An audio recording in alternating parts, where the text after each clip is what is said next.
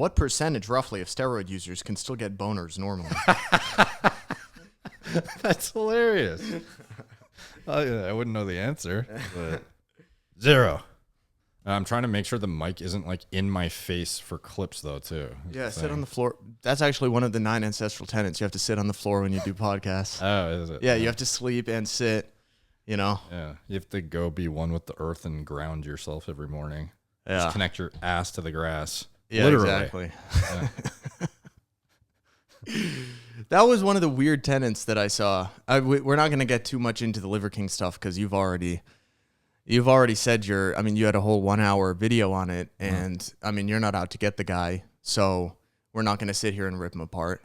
I mean, honestly, I find his stuff entertaining. I don't agree with the fake natty stuff, and I would never fucking eat bull dick for breakfast, but you know, I thought some of the stuff is cool to watch. Yeah. What'd you think of the apology? The apology? I mean, man, if I'm being honest, it wasn't much of an apology. Yeah. Like technically he said the words. He said, I'm sorry. He owned up to it, but the whole thing to me just seemed very scripted. Like if I were to be caught in the wrong about something and I was wrong about it, I would just sit down and turn the camera on and probably sit there for a few minutes and think about what I'm going to say and then just say it how it comes to mind. But it just seemed like he had like honestly, the feeling I got watching it was he went to his PR team and said, hey, this shit happened. Tell me exactly what to say and I will say it. And he had his speechwriters write him a speech and he rehearsed it and practiced it and then said it to a camera. So it just didn't seem it seemed like a politician giving an apology. That's what it sounded like. You don't think he would have wrote that himself? You think somebody else did? If I had to place bets, yes. This is not a courtroom. It's not a legal setting. But if I had to guess, I mean, look, at the very least, it was scripted. Whether or not he was the one who scripted it, I don't know. Yeah. But just the way he, what's the word? Enunciated. Oh, it was like the scripted pauses. Yeah, exactly. Kind of instead of me being like, "Hey, Derek, what's up? How are you? I'm glad to have you on the pod." Imagine I was like, "Well, ladies and gentlemen, we have Derek, More Plates, More Dates on the podcast today. Welcome you, Derek." Like, obviously, that's not fucking me. That's like I wrote out a script and I have a whole fucking intro. Yep. So that's the feeling I got watching his apology, quote unquote, was just that it was very rehearsed. So I get it. I'm not making excuses for him, obviously, but I do get it with the position he's in. It probably wouldn't be a good idea to just sit down and freestyle an apology and potentially fuck it up. But in doing that, he ended up kind of making it worse because it just made him seem even more lab-made, manufactured than he already seemed. No, yeah. It was, I don't know, the comparison I've heard from many people is he's playing a WWE character, so to speak. And it doesn't really seem like he removed himself from that and just showed, hey, it's me, Brian, versus, hey, it's me, Liver King, coming to you again, shirtless, to give you an ancestral message sort of thing. So, yeah. Yeah. I mean, overall, I would just love to be a fly on the wall in a room where he is when a camera's not on. I would like to see him like having a conversation with his wife or something. And if he came in and there was no cameras on and he walked in a room and his wife was in there and he said, "Baby, it's time to eat. We're having a bloodthirsty meal." I'd be like, oh shit, you know what? At least this guy practices when he preaches. Yeah. But I just don't feel like there's no fucking way a human being can be like that 24/7. Like it's got to be an act. It has to be. Yeah, I agree. It's it comes across a little bit contrived for sure, and like premeditated, sort of aligns with the whole, what I would imagine from inception sort of was the character to begin with. Like it's a very calculated approach, and the things he says are very in character. I never really know if he's in character or out of character when he's talking, essentially. There's times where he seems more toned down, and you know, in some videos that I've seen or podcast clips, I've never seen like a full podcast with him. Do you mind just moving the water over there? I'm not sure if it's in that. No, I'm not sure, but just in a little podcast clips that I've seen, there's times where he's definitely mellowed out, and it seems like you're just talking to a dude. And during those times, he actually seems likable. Yeah. And he seems relatable. And not that he would take advice from me. He's got more fucking followers and money than I do. But I would advise that just stay like that all the time. In your videos, in your reels, in your TikTok things. Just be Brian Johnston or whatever his name is. Like, you don't have to be this super... what's the word, like inflammatory character all the time, because it gets old. Yeah, but he also wouldn't be where he is. That's very true. That's very true. But it's like, people don't really know who the fuck he is. He's just a dude that eats bull dick. Yeah. So yeah, I don't know. By the way, sunglasses. We're wearing it indoors. Yeah, I was gonna say, man, where'd you get those shades from? Yeah, so I don't know if this is gonna align with the exact drop date or what, but it's Thursday. Okay. I believe it's 2 p.m. CST, so it's 12 p.m. Pacific time, 3 p.m. EST. Yeah. I'm pretty sure that's when these glasses are going live, because that's when Young LA goes live for all their drops. So I assume Sush would do the same thing. Yeah. But so supporting our boy Sush is coming out with the sunglasses brand, Boulevard. Yeah. I don't know if you have any insight into, I don't know, some more specifics around. Like, I just picked the ones that I like the best. And well, I don't have too many specifics, but I asked Sush. I mean, I was around,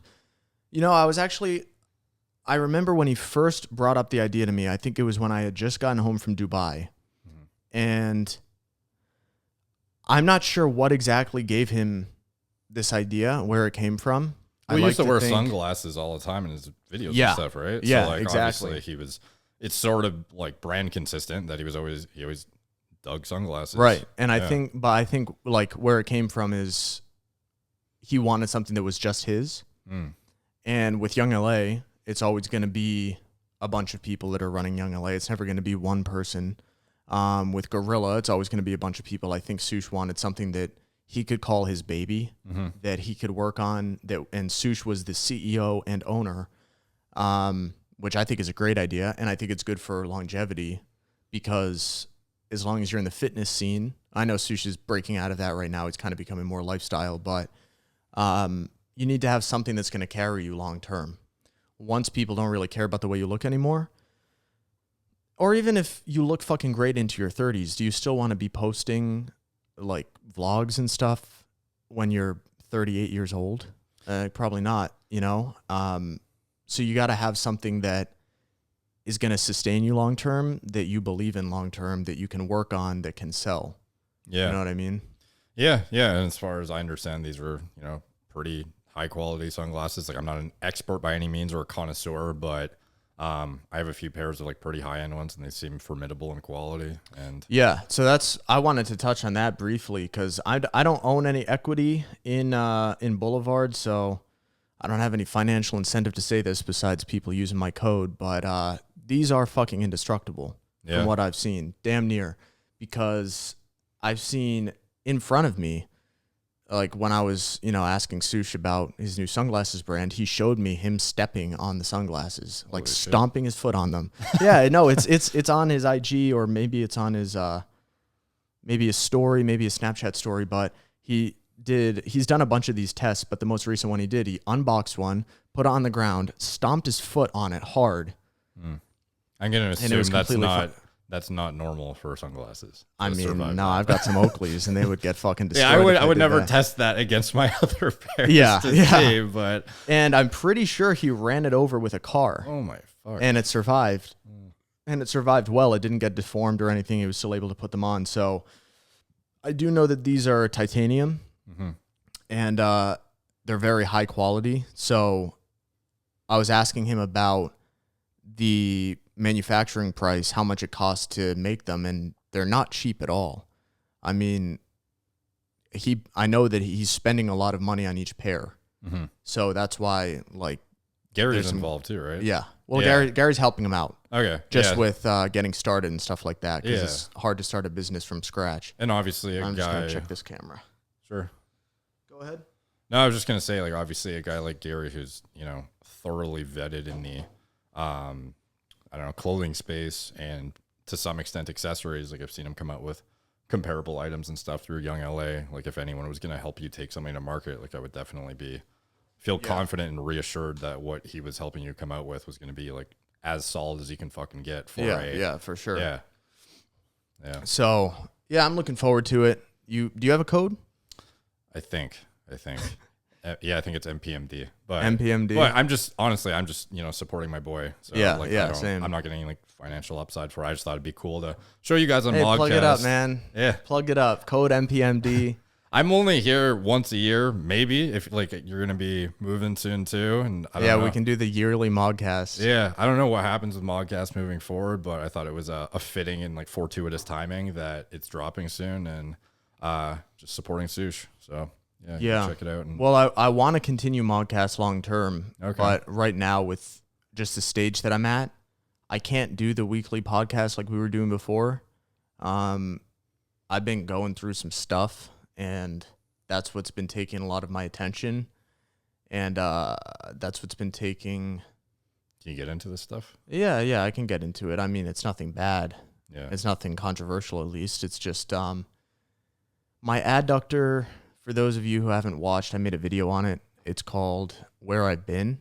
It's on my main YouTube channel, but my adductor was hurting. My right adductor was hurting all throughout prep, but it was manageable. It would usually be recovered by my next leg workout, where it would start to hurt during the workout, and then it would be pretty painful by the end, and then it would be recovered enough by the next leg workout, and I kept doing that. And the only thing I was worried about at the time was winning, or doing the best that I could do. And I wasn't worried about my injuries or pains or anything like that. I hardly even noticed it. I just knew it was kind of this nagging thing, and I brushed it aside. And then once prep finished, obviously the pain was still there, and I started taking it a little bit easier on my legs. But then my buddy Steph Myers came up. I went up to visit my parents at the end of summer, and Steph came up because he lives close by, and he wanted to hit a deadlift PR, and I'm like, you know what, fuck it, Steph's here, I'm going to hit a deadlift PR too. We both pull sumo, and sumo, obviously, that puts a ton of stress on the adductor because your legs are out. And I pulled a PR, a rep PR, so I got it. Yeah. Was not fucking worth it. I couldn't finish the workout after that. My leg just was busted, and since then, I did isolation movements for a while on my legs, just leg extensions and hamstring curls and calf raises. And the pain still wasn't going away. So I was like, you know what, fuck it. I'm just going to have to bite the bullet and take like a whole month off of isolation. But the pain still wasn't going away. And I noticed it. I started to notice it in my daily life, whether I needed to quickly like jump out of the way of something or sprint or just even jog or crouch down and duck under something, just little shit that you do. I started to notice there was pain there all the time. Mm-hmm.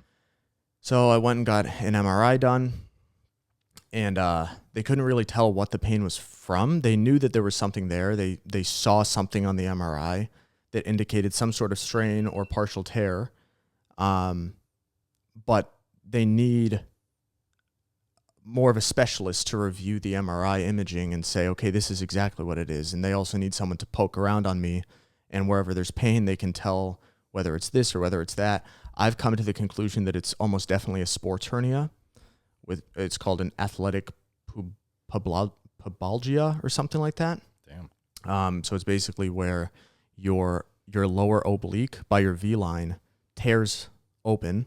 So it's kind of like having a rip in your jeans. That's what it looks like. I've seen pictures of it. It's just literally like it rips open and the underlying tissue is exposed, and a nerve that runs throughout your abs is exposed as well. And unfortunately, I've started to notice pain in that area as time has gone on.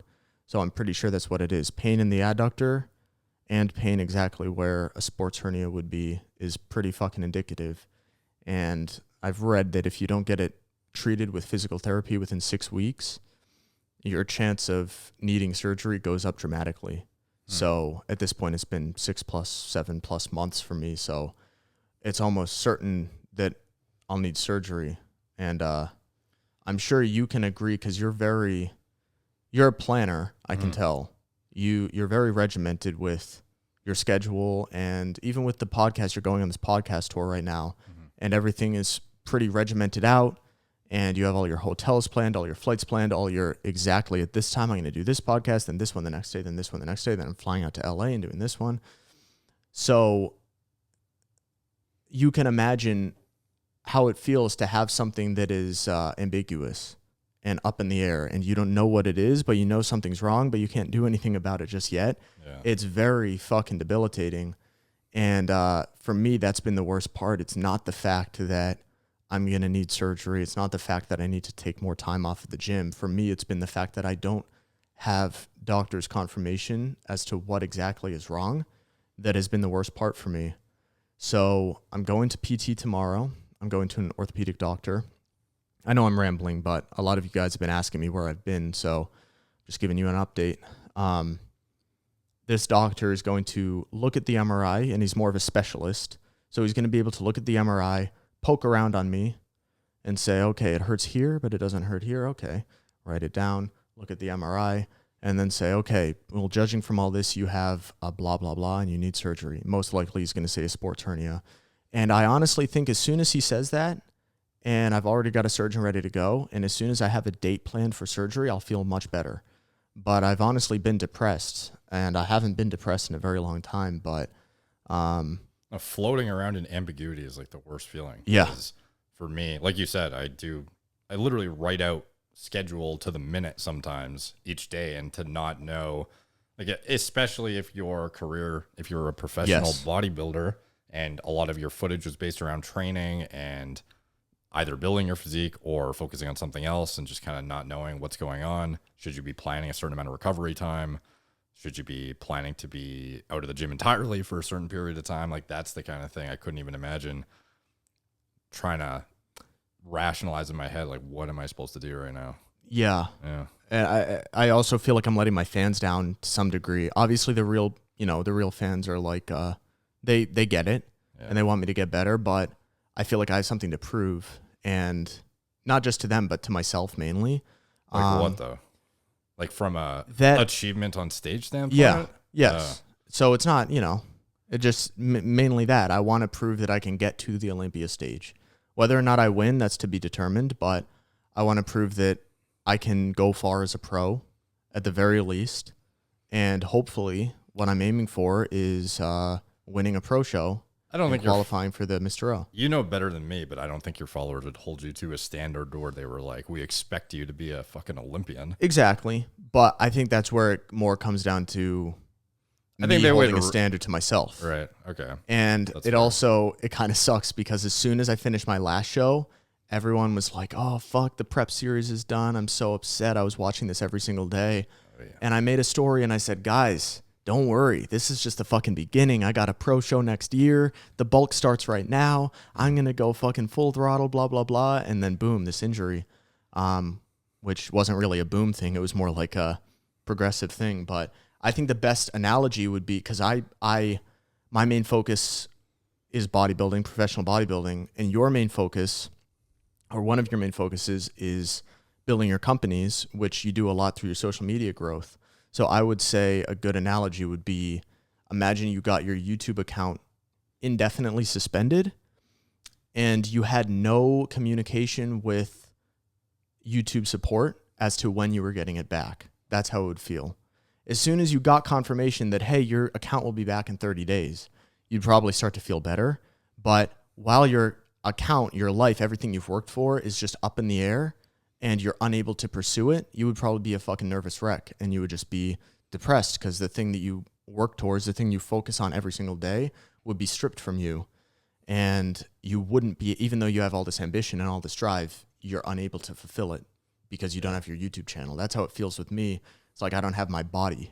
Yeah. I can't fulfill what I'm working towards because I literally can't. I'm injured.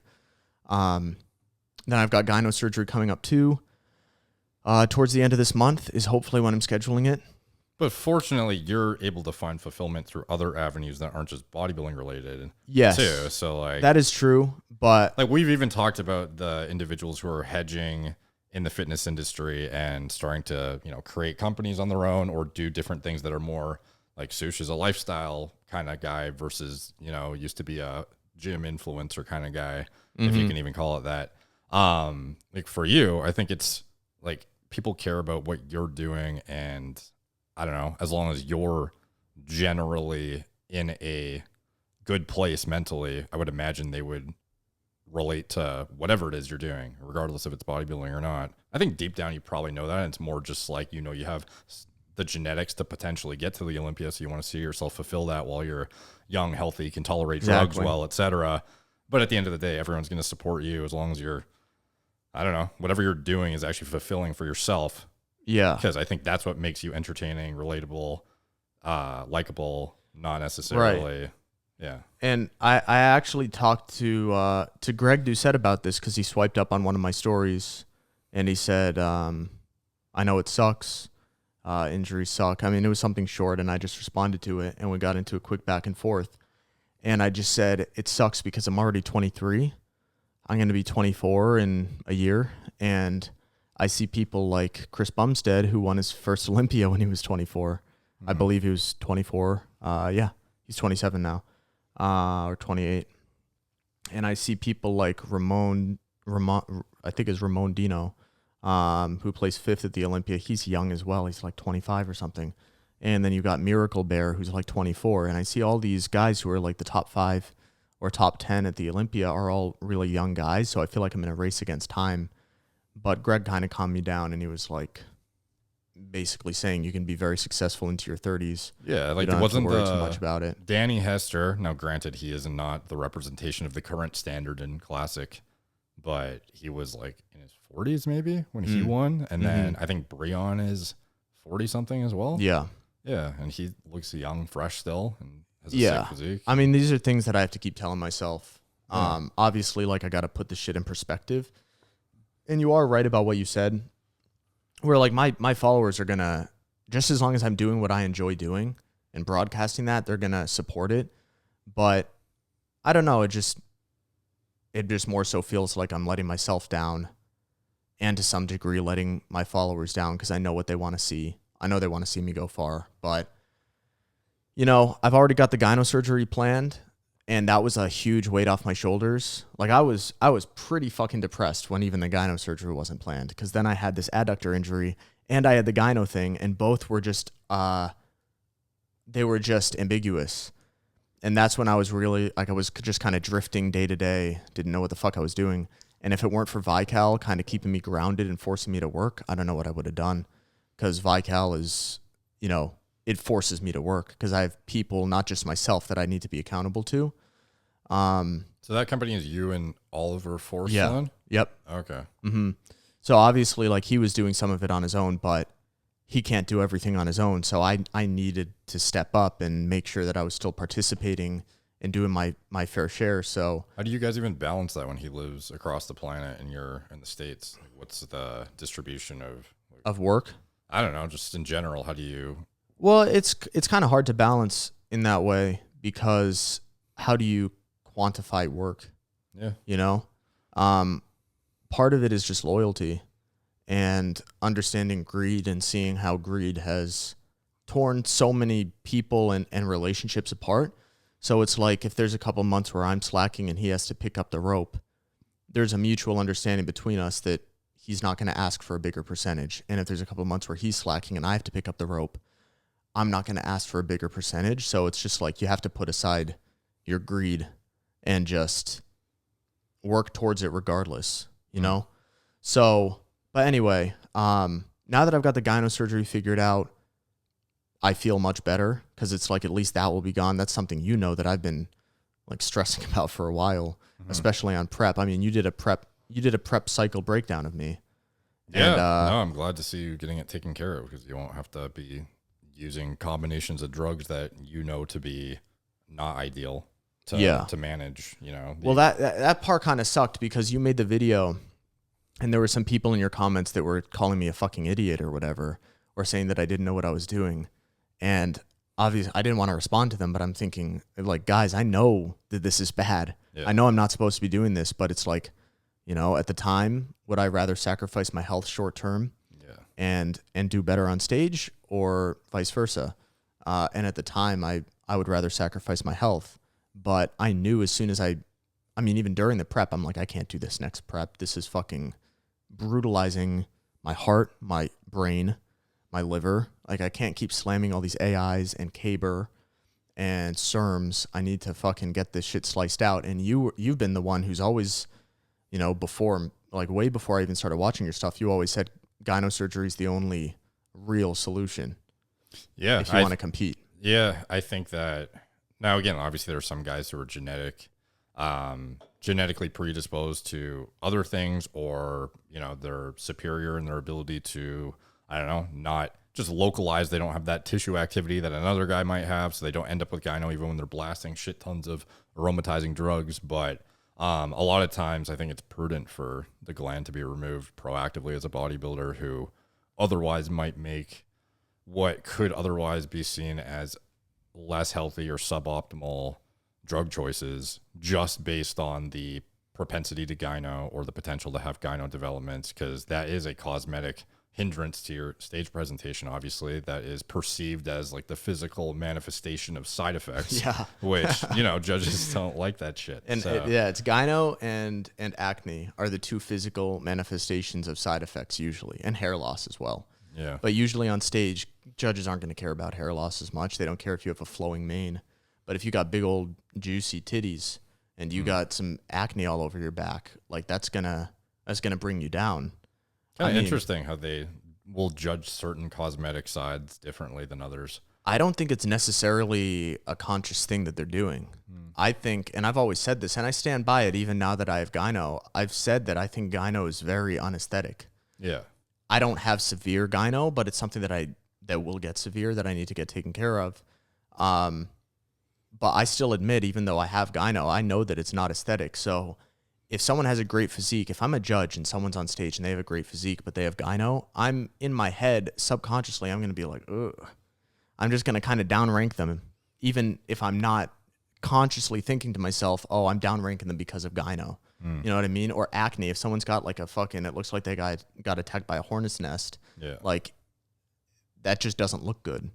If someone has super clear skin and very clear detail in their muscles, like that looks more aesthetic. Do you think that bodybuilding shows should only be judged from the neck down? No. So you think face and head? Oh, neck down? Because we're very much saying like acne's bad, gyno's I bad, but then if you're bald, ugly, have something disfigurement on your face or something, like I don't know. Like I do think that obviously having a good face is aesthetic, but it's called bodybuilding for a reason, and I think it would be pretty unfair to people who are genetically predisposed to being ugly. I mean, and I don't even mean to sound rude, but it's like you might not have the most chiseled jawline or the best cheekbones or what's it called, a symmetrical face. You can't do anything about that besides surgery. Imagine losing because you had a deviated septum or something. Yeah, exactly. Right. And that would just be, I think it would turn people away from the sport. And it's also not what we're working towards. This isn't a beauty pageant in the same way as, Miss America type of thing. This is a bodybuilding show. So I think you should be critiqued on gynecomastia because that is neck down. I think you should be critiqued on stuff like bad acne because that is neck down. But if you just have the unfortunate deck of cards of not having a great face, but you have a fucking amazing physique, then yeah, I think you should win. I don't think that it should, I don't think it should take into account facial aesthetics. I think you're allowed to be judged on that on Instagram, people follow. It very much reflects itself, I think, inherently in who follows who. Oh, for sure. Yeah. Like even it's almost like the public is the real judges almost in a way. 100%. Not from a competitive standpoint, but from a who's going to succeed or be the most aspired to in the industry. Yeah. You can, even among the chicks, you can often see like in a friend group, it'll be like who has the most followers, and it's pretty predictable who's going to be the one that's the most successful, just objectively looking at. Yeah, it's wild how it plays out like that. Yeah. Well, there's also some or science. Maybe not wild. It's kind of right, because there's science to back that up too. Like you're more likely to trust someone if they are attractive. Have you seen that? I haven't looked at that study specifically, but that makes sense. You're more likely to judge someone and see them in a favorable light if they're I could see attractive. That. I don't know about I guess if that's reinforced in the literature and I'm just unaware, that's interesting. The trust factor though. Don't exactly quote me on that, all right? I'm pretty sure I fucking heard that somewhere, but I could see an affinity to like somebody. That's the main point I'm trying to get at. I'm pretty sure it was trust, but maybe it's just overall liking. You know, I mean, and you can, if you're being completely honest with yourself, you can see that in your day-to-day life. If someone who's butt ugly gives you a compliment, you're probably not going to think too much of it. But if a very attractive person, whether it's a man or a woman, gives you a compliment and says, "Oh, I really like your haircut. It looks very good on you." If they're very attractive, you're probably going to be like, "Damn, this shit's nice." But if it's like a fucking land whale, you're probably not going to think too much of it, right? And also another thing is eye size. If you have bigger eyes, you're more likely to be trusted. If you have small eyes, people find you less trustworthy. That's something I learned in... I feel like there's like a racist segue here. No, there's not. You brought that up, not me. No, well, I'm just wondering if people are thinking that immediately. Listen, that's something I learned in 12th grade psychology that stuck with me because I thought it was very interesting. And it does kind of make sense if someone gives you those big doe eyes that are, you know, they got huge eyes. It's kind of almost like they're endearing and cute, and you want to trust them versus someone, you know, if you were to create a comic book villain, you'd probably give them these small, beady eyes that are just almost snaky. Right. You know what I mean? I don't know the exact science behind why. I just remember hearing that, and you guys can fact check me if I'm true on that or not. I guess there would definitely, like, I can imagine just on shit that you wouldn't even think of, but like if a guy was missing a tooth, you probably wouldn't trust him as much as a guy with good teeth, you know, stuff like that. Especially if he was trying to sell you dental insurance or something. Exactly. Like, who the fuck are you to tell me this thing? I have a good follow-up question for you. What's that? Based on that. We're going, right? Yeah, we're going. Okay. Yeah. So classic standards and judging criteria, etc. What's your prediction for top 5 in the open and in classic? I'm gonna be completely honest with you. I don't follow open that much. I do think Big Ramy's gonna win, just because I follow open somewhat, and I've seen what he looks like, and he's a fucking freak. Yep. And I think that his conditioning has gotten better and better over the years. That's something that I noticed in his old pictures from, you know, prior to 2018, 2019. Prior to that, he was just wet. He was watery on stage. It sounded sus. I meant watery, not wet. But. Yeah. But that was the thing that held him back, because when you're that big, everyone on stage is basically around the same size as you. And there's only going to be like a 5% difference in mass between competitors. So really the thing that's going to set you apart, if you do have the most mass on stage, you got to bring conditioning with it. And if you do have your conditioning on point and you have the most mass and good shape, then you will win. And that's what Big Ramy, I'm not sure, nailed when he initially won. He's won 2 years now. Has it been 2? I think so. Yeah. I could be wrong on that. So, I mean, you can just look up, you know, Big Ramy at the 2017 or 2018 Mr. Olympia and look at him compared to his most recent win. And he's really seemed to figure out the conditioning aspect.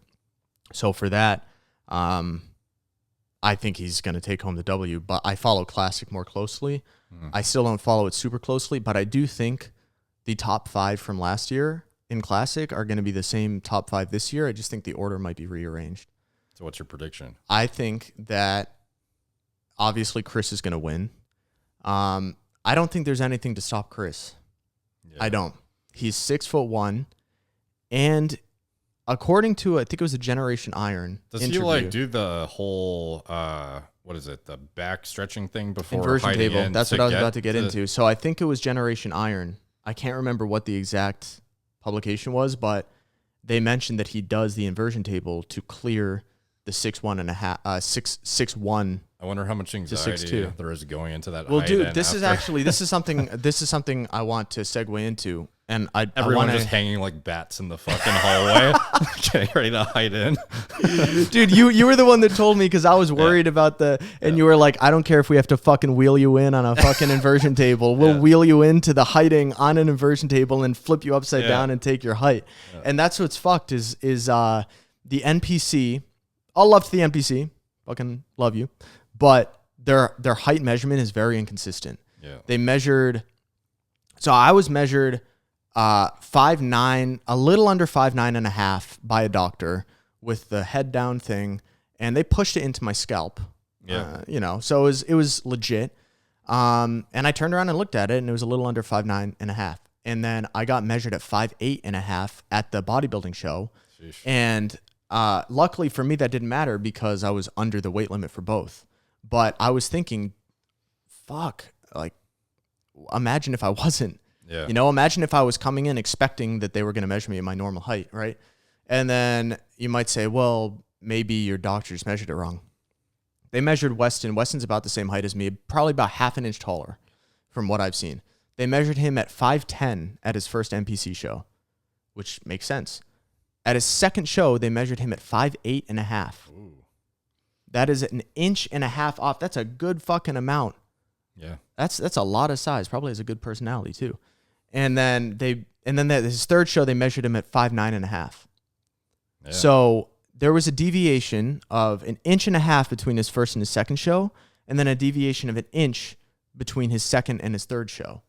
So I'm wondering, you know, what if I come in next time and they measure me at 5'10", and it's like, well, shit, I could have come in fucking 10 pounds heavier. And what if I come in next time and they measure me at 5'7.9", and I don't make weight? So there needs to be some kind of regulatory system on height. And I think Greg Doucette made a great, or I'm not sure if it was his idea, but I watched a video on it. It was called, like, Chris Bumstead might be disqualified from this year's Olympia. And it was about the height thing. Mm-hmm. Because when Chris first competed, he was about 6'1.5". So 6 feet and half an inch. And then he, whether it was the inversion table or just a difference in height measuring, he got his way up to 6'1.5". And now he consistently stays around there, but I do know that he does the inversion table. Or at least that's what was said in that Generation Iron interview. But I think with someone like Chris Bumstead, it wouldn't matter because they're not going to that's the face of classic physique. I think that if he came in at 6 foot 0.99, they would probably just let him slide because they're not going to disqualify him. But imagine for someone at a local show that prepped their ass off for 16 weeks and they come in and their doctor measured them multiple times at a certain height, and then the NPC guy just messes up the height, or the height wasn't set to the right setting, or whatever the fuck. You stand with a bit of a slouch, just exactly. Or, you know, you shrink about 3/4 of an inch over the course of a day. Yeah, depending on when you height in. Exactly. So what if you height in at night rather than in the morning? Because I know I personally heighted in at night. And it's like, who knows? Maybe if I heighted in the morning, I would have fucking cleared into the next weight class. So as long as there's that insecurity, no one wants to prep for 12 to 16 weeks just to get disqualified at the show because you fucked their height up. And the fact that Weston can come in at 5'10" and then the next show come in at 5'8.5", there's clearly something wrong here. So Greg's idea was take someone's official height, measured by a doctor, and write it on their NPC card or IFBB card, and that's their height forever. Assume that they're never going to shrink. Their height's not going to change. You would have to have like a doctor that is like accredited by the IFBB or something. Extremely precise, yeah. And then how much could that guy get paid off or whatever to finagle it? Maybe. Granted, it's like, is there ever an answer where there's like a perfect answer? Probably not. Yeah. But I think we definitely don't have the perfect answer right now. Measuring someone at a different height each year is definitely not the perfect answer. Like I said, for the top 5 Olympians, I don't think it's going to matter. I think they're going to let it slide. I don't think they're going to get DQ'd. But ultimately, in terms of building up, you know, a lot of guys who want to compete in that division, you're going to need to get your shit straight. Because if I went and prepped for 12 weeks for my pro show and I didn't make weight because they fucked up my height, I don't know if I'd compete again. Yeah, that would be horrible. It would be so demoralizing. I would just fucking, what would I even do? Yeah. You know? So, how much leeway do you have right now for weight gain? Oh, a good bit. Even if I stay in that category, I can gain 16 pounds. And I'm thinking if I could probably gain 20 pounds and just come in even drier. Yeah. You know, come in even leaner. I could probably gain 20 pounds of muscle from where I am and just cut harder. Or water cut harder, you know. But yeah, what are your thoughts on that? On the height measuring thing? Yeah, I mean, it seems like it would avert a lot of last minute anxiety and potentially unnecessary DQs if you had, you know, depending on the time of the height in, the, all the different circumstances that could otherwise circumstantially affect that one outcome versus if you had an official height this one time, every circumstance was, dialed in from right in the morning, you got heighted in, you did everything you could, and then that just remains in perpetuity. Like, it sounds reasonable. I just know even that is subject to holes and fuckery. That's true. Yeah. I mean, I guess what you could do is you have supervisors. So there's 2 people supervising the doctor, height this guy in. And that way you'd have to pay off 3 people rather than just pay off 1 person. Mm-hmm. So maybe that would help. But all I know is that I see this being a serious problem. And I've seen it for a long time, since Weston told me about it. And since I was on prep and I was prepping, and I thought to myself, imagine if they measure me lower than what I am. Yeah. What the fuck would I do if I was above the weight cap? Yeah, the last thing you want to be worrying about after months of dieting and subjecting yourself to all sorts of ridiculous amounts of stress is, am I going to height in at the right spot? Yeah, exactly, right? Because it's such like a fucking fluky, like it's such kind of a small aspect compared to the rest of prep. Like I know Joseph Delvo, who, by the way, he just got a Vical code and he looks fucking great. Yeah, he looks sick. And all the stuff, and especially in the beater. So shout out Joseph. He just did a show in Orlando. He added about I think it was 22 pounds of muscle between last year and this year. Yeah, the before and after, he was mutated. Dude, 22 is fucking absurd. Yeah. And he's pretty open about, being on shit. But 22 pounds, there's no cycle I could take on this planet that would make me gain 22 pounds in a year. Yeah. Of dry, lean tissue. He had a great natural foundation for sure too. Yeah, he did. Excellent. I mean, his legs looked better naturally than mine are ever going to look enhanced. He has the most fucking absurd quads you've ever seen, bro. Him and Lex, those photos they do together with the yeah. Lex has some of the craziest shape I've seen in his quads. But honestly, I got to give this one to Joe. I think he has the best fucking leg genetics I've ever seen on the planet. He trains legs once every 2 weeks. Yeah, genetics are a bitch. Because dude, I would have to, mine would be the reverse. I'd have to train upper body once every 2 weeks. But his coach was telling him that he was growing too fast. And he's like, I've got to lower the amount of shit that you're on because you're growing. Even though I'm cutting your food, you're still growing. He'd never seen it before in his life. He's like a myostatin deficient cow. So, but he came in, he heighted in at 5'7.5", but he's actually 5'8". And I've talked to him. I've seen him face to face, and he does not look 5'7.5". He looks slightly over 5'8". So, he could barely make weight for 5'7.5". He barely could make weight. He was 3 weeks out, and he was still 10 pounds over his weight cap. And he was kind of stressing about it. And imagine if they fucking measured him in at 5'6.999".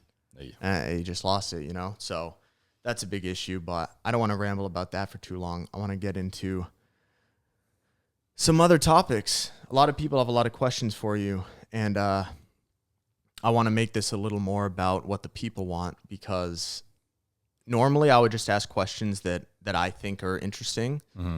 And I would skip over questions that I already know the answer to, but I saw a lot of recurring questions, so I want to get into them. Russo asked, what's Derek's why? Well, I don't know what that even means. What's my why? What's your why? What I would say that means what keeps you going? What is your drive? What fucking makes you get out of bed every morning and turn on the camera and record in your sauna and, pump out more content than almost anyone that I fucking know. Maybe more than anyone I know ever. While running Gorilla Mind, while running Merrick, while having Kosh, which a lot of people don't even know about, which is a sub part of Gorilla Mind, while running Intelligent Shop. And you've got more stuff going on too. I mean, if I was in your position, I think I would have fucking melted by now. Gotten close a couple of times. But yeah, it's having a great team under you obviously makes all that stuff even possible to begin with. So shout out to everybody at Merrick Health, Gorilla, Intelligent, etc. It is big team effort. It's not just, you know, me doing everything. And I'm certainly not physically present in the warehouses or overseeing the operations directly to be able to do marketing, content, and literally like fulfill orders and do this. Like, it's not, I'm not doing it all. Obviously, there is a great team behind me that helps make it happen. But yeah, it's I don't know. Like, to be honest, I think a lot of it is like the favorable neurochemistry to even want to do certain things. As absurd as it sounds, I think some people are just wired a certain way. Like Jesse James West, like how could he explain to somebody why he's like a psychopath about content? Dude, you know? It's so funny that you brought this up because there was a podcast where me and Sush said that we think Jesse has an Adderall gland in his brain that just secretes Adderall every 5 minutes. He just gets a little microdose. Yeah, like, it just keeps him going. Like, who are you gonna bet is gonna work harder than that guy? You know, like, you just know his, literally the way his brain works is just driving him there. And sometimes it's not about what is your why, it's just you physically feel inclined to do certain things based on how you're wired, I feel like, to some extent. So you think that's been you from the start? Sort of, but also trying to ground yourself and keep yourself I don't know, as humble as possible, grateful, and also know that once you stop trying, like, this, you know, stuff could, I don't know, like social media could we can take these off now. You know, go away at any time. Who knows? You could have some crazy thing happen where VR gets introduced, and then all of a sudden the only thing that matters is who has the technology to sit in a couch and like hammer the dopamine button where you have virtual sex, and then all of a sudden all your businesses that had to do with fill in the blank are totally irrelevant. You know, like, there's a lot of weird things that, and maybe that's like a hyper extreme weird virtual example. Sex is gonna be dope, bro. Yeah. So I don't know. For me, my why, anytime I zoom out and try to think about it in this philosophical way, things seem a lot more silly and trivial than when I'm just. Well, that's fine. I mean, I'm not. I don't think Russo, and I'm definitely not. I don't think either one of us or anyone watching is asking for the celestial why of like why on a grandiose scale. You know, I'm just I'm talking about. I feel what keeps you motivated in a more trivial way. Yeah, I think for me, fortunately, a lot of the stuff I do centers around education and helping people further their insight based on me having the same hunger for knowledge as they do. So there's like a sense of reward in imparting information that I otherwise found valuable enough to learn myself, and kind of like sharing that. And I don't know, like bringing people up with you and just becoming, I don't know, more aware of biology, neurology, whatever it is, optimization. Like, these things are all subjects I'm highly passionate about, and as well as the people who follow my stuff. So it's not like I'm just reacting to, I don't know, like some of like the most viral people I see, like, I don't know, Sniper Wolf, or some of these people who have massive, you know, YouTube followings and stuff. I don't know how rewarding, and maybe it's because they're making so much bank that it doesn't even matter to them, but I don't know how rewarding they find it to sit there and do like cringiest TikTok reactions. And then it's like, you know, there is some hybrid of that sometimes to bring in trending topics or stuff that's going to get more clicks, but you also have to... You do that sometimes. You bring in trending topics. And try to intertwine with what you're passionate about, though, or else it does not... At least to me, it doesn't feel like a sustainable thing unless you somewhat give a fuck about what you're talking about. So for me, my why is sort of the intertwinement of things that I'm actually interested in, and the fact that that is also the underpinnings of my business models. Like, for me, we only really sell shit that I either use myself, find utility in. Yeah, bro, it's a bitch to make you make fucking creatine because you just put in your pre-workout. You're like, that's good. Yeah. Because like, but that's good though. I mean, on one hand, we would have liked to have some gorilla creatine earlier, but on the other hand, it's like you didn't just make shit that you knew didn't work or that you wouldn't use. And even with the beta alanine, you clearly put like, you have to take a fucking lot of this every day for it to actually work. And you made that very clear.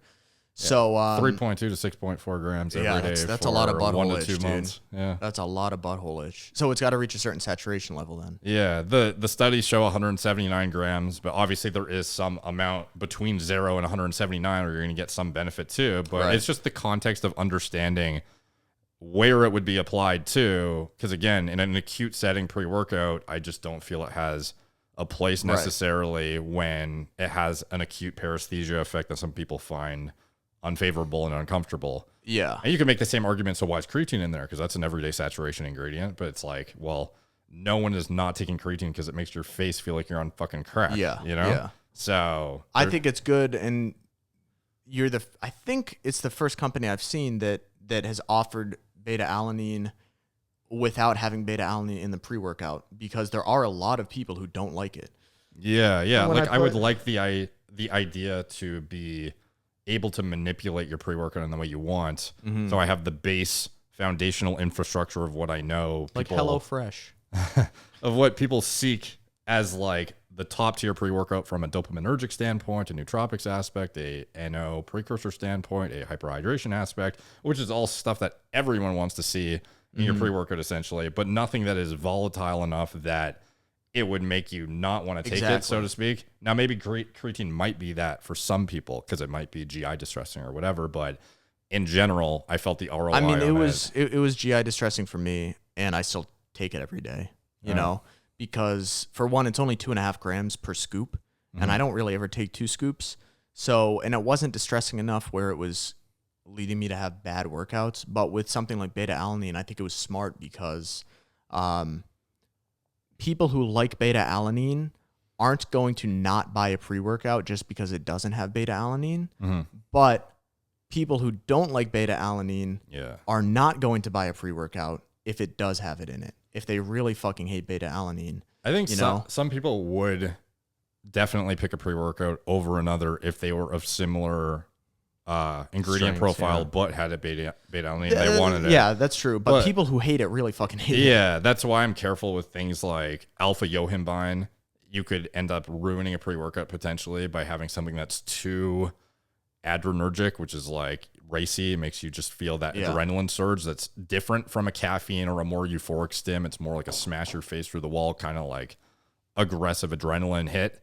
Or a thing like beta-alanine, which is just kind of uncomfortable, and you end up, scratching your feet between sets. It's distracting, it's annoying, and it doesn't actually give you any acute performance enhancement whatsoever, other than maybe a placebo-driven sense of urgency. Right, it's like, I feel. Yes, and I was gonna say that I think that's why people like it. They know it's placebo. I don't think anyone denies that. I literally put as an attribute on the product sense of urgency, because that's like what people why people is it on the thing underneath the beta-alanine, the 3 points it says sense of urgency, acute sense of urgency or something like that, that is the more people take it for that than the actual reason it would be useful, in my opinion, for muscular endurance in a pre-workout context. Now, for actual athletes who need the enhancement in muscular endurance, it could be quite useful, but that's where I think supplementing separately with it makes total sense. Yeah. But to cap off the question too, above and beyond the content that I feel intertwines, it would be unsustainable, I feel like long-term at least, to do content about stuff you hate or don't care about just because your audience finds it entertaining. Like the people who are in their 30s and do kids channels and stuff, I can't imagine that they're getting much out of it. Yeah, they might just fucking hate it, I imagine. Maybe it pays so much that there's whatever, but at some point I feel like you're going to burn out. Whereas for me, I don't necessarily feel that way yet, even however many years in. And same with the businesses like Merrick Health, for example, highly passionate about preventative medicine. And it's like the literal backbone of what I try to further educate myself on a regular basis. So to be able to bring high quality medical oversight to people, what could be more aligned with what is my why? Well, yeah, because that's something I actually asked you. I'm pretty sure I asked you this exact question between us over a year ago. And you said, from what I remember, it was that you had someone close to you that had some sort of medical issue and they couldn't get the testing that they needed. And you thought it was fucking asinine because this person was they had something that was life-threatening or whatever. And you wanted to make things more easily accessible to people who need it. Yeah, and for people who deem it worthwhile to spend their money on trying to avoid and attenuate the onset of disease, rather than trying to go backwards and fix something once you're already fucked up. having the access to that, I feel, is something you should at least be able to pay for on your own. And the fact that you aren't even able to do that without permission in some areas of the world is, like, to me, like, shitty. So this isn't one of the questions, but what have you noticed the Canadian healthcare system is like versus US? Because what I've noticed here is that what I've noticed here is that if you're willing to pay, you can get shit when you need it, which there's a pro and a con to that. And what I've noticed with Canada is you can get whatever you want without needing to pay for it, but it seems to take a long time with certain things. It depends which province you're in, because some of them are better than others, but most of them, it's basically like you would have to go.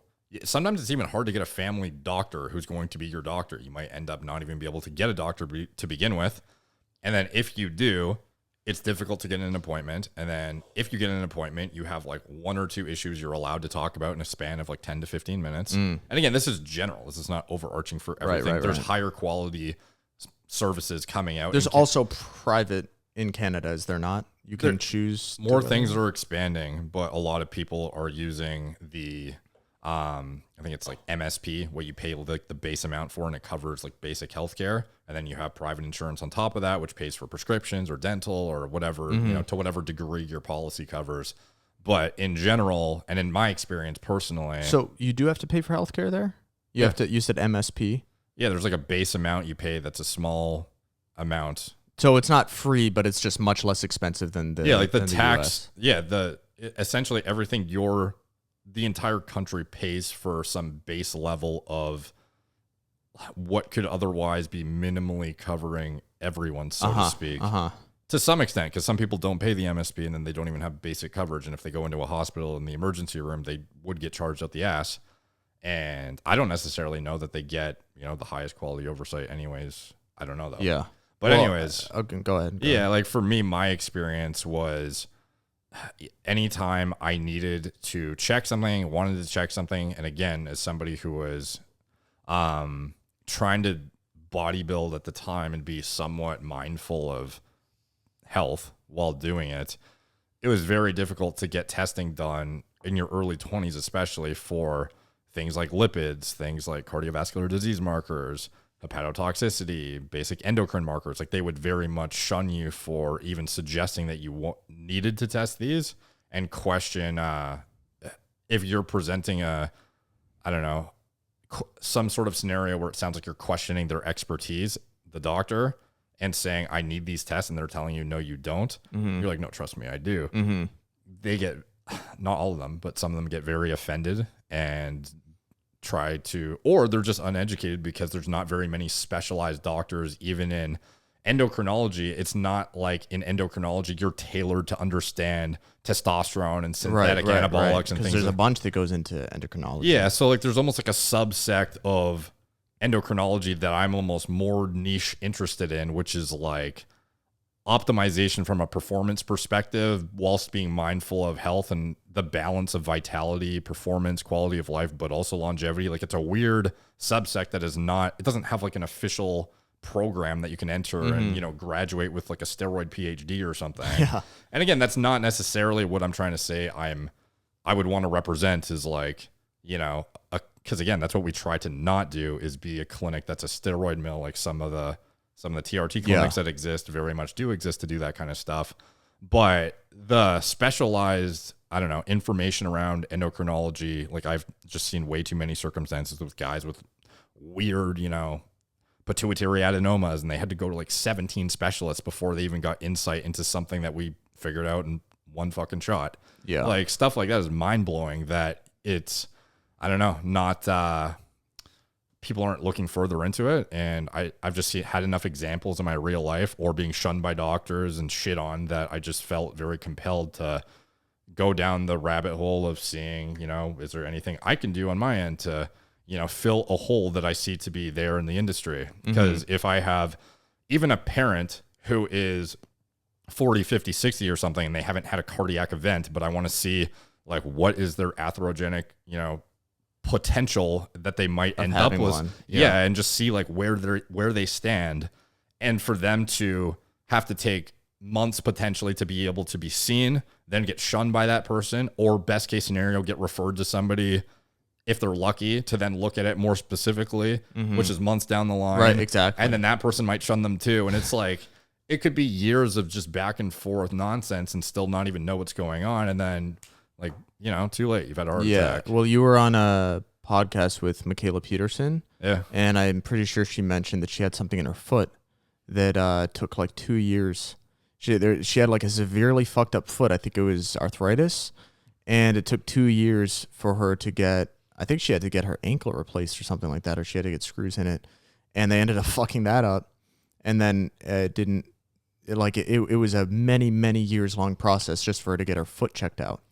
Yeah, so she's had brutal autoimmune issues her whole life, which is like a new area of understanding that really is not fleshed out sufficiently in the literature. So, you know, a doctor who is brought up with a certain level of expertise in a bunch of different areas, expecting them to understand the most complicated, nuanced, weird, newfangled thing about autoimmunity and gut dysbiosis and what's your gut permeability and whatever. Like, maybe it's not an area they've explored very much. So they'd have to be a super fucking specialized doctor to even know what that's about. But the problem is proactively trying to learn about it yourself. It would be seen often as unfathomable for a doctor to think that you might know better than them. Yeah. So they very much will just defer to, you're an idiot, stop coming up with like, you know, nonsense, thinking something's wrong with you. Here's like an anti-inflammatory and go home. You know, or you think you have low T and you're in your, I don't know, early 30s, take Cialis and fuck off. You know? Yeah. So someone else asked, what are the worst health problems with TRT? Because this is seen as something that's kind of safe and normal now.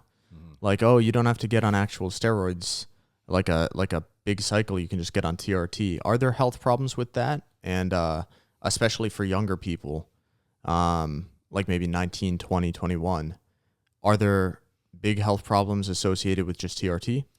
If you don't need it, there is no circumstance in which replacing your test is going to equate to better health outcomes unless you had a suboptimal diet, lifestyle, et cetera, that you're band-aiding. So like hypothetically, if you're fat and under-exercised and you take test, push your free T a bit higher and you have better, you know, ability to assimilate glycogen or something because you have more muscle tissue from the test you're using.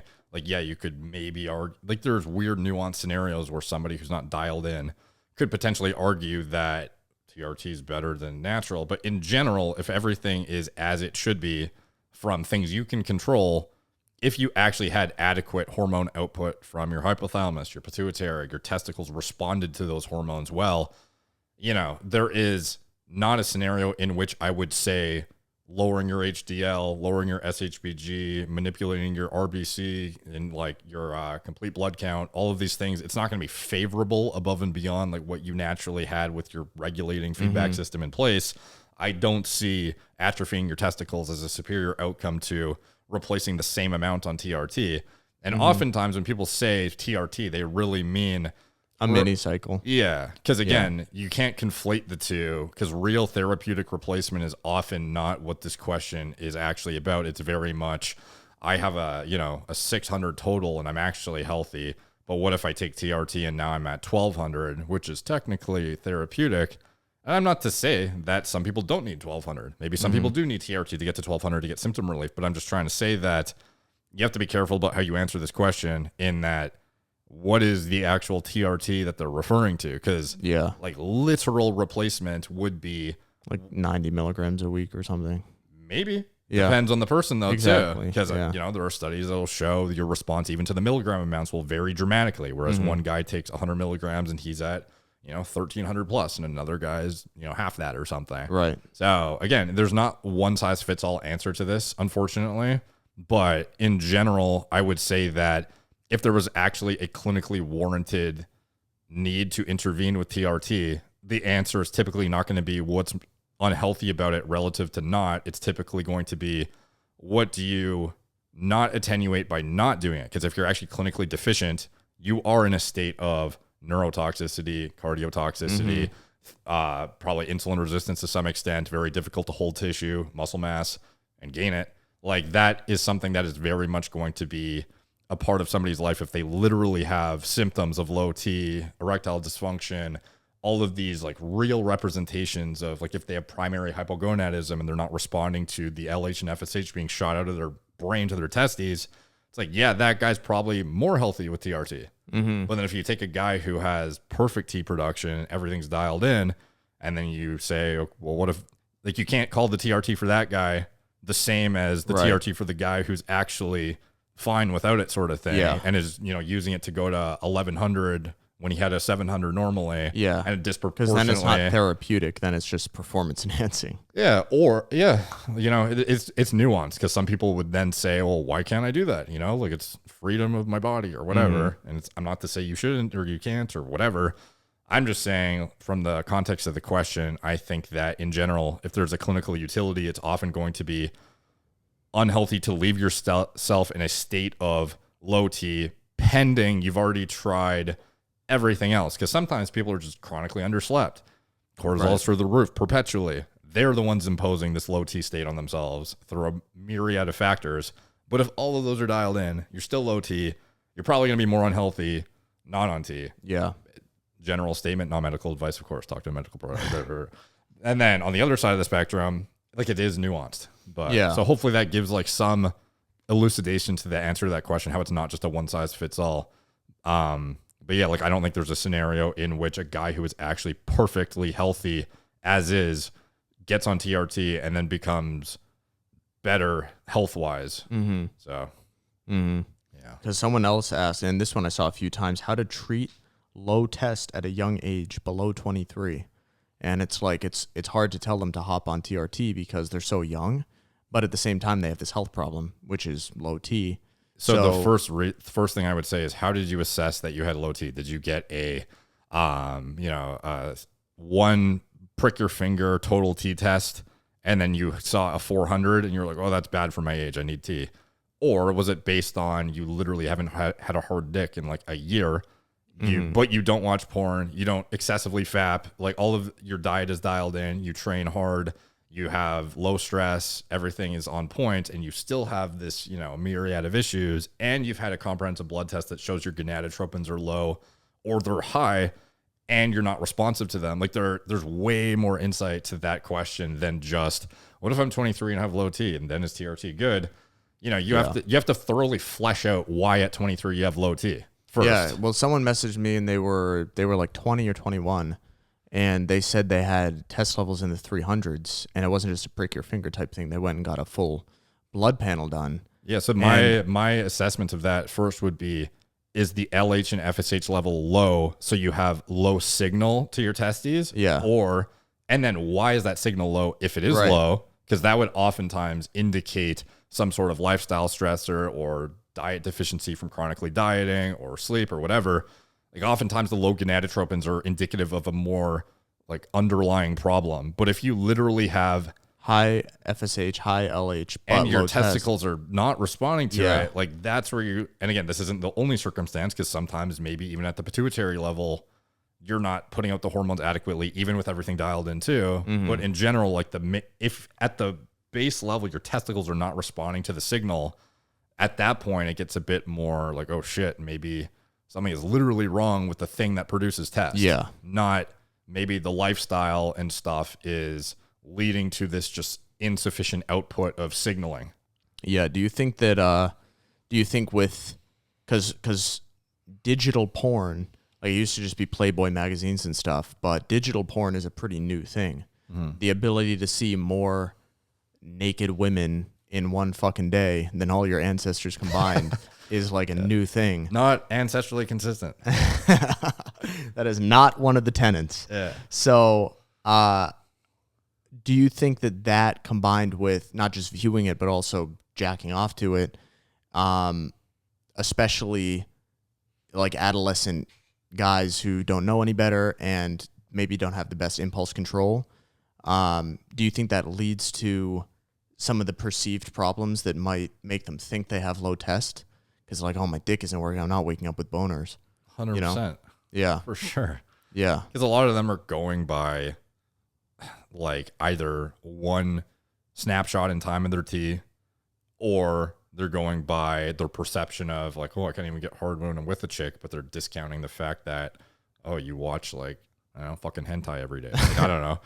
Yeah. Yeah, you might have desensitized yourself to like real stimuli. So what exactly does porn do to the brain? Because everyone knows, oh, generally it's bad. People say it's bad, but I don't think a lot of people have incentive to stop because they're like, yeah, I've heard it's bad, but like, fuck it, everyone watches it. Yeah. From like a neurochemistry perspective, from what I understand, it's your brain is very acclimated, and because it makes sense biologically why it would defer to the easiest way to achieve the dopamine hit.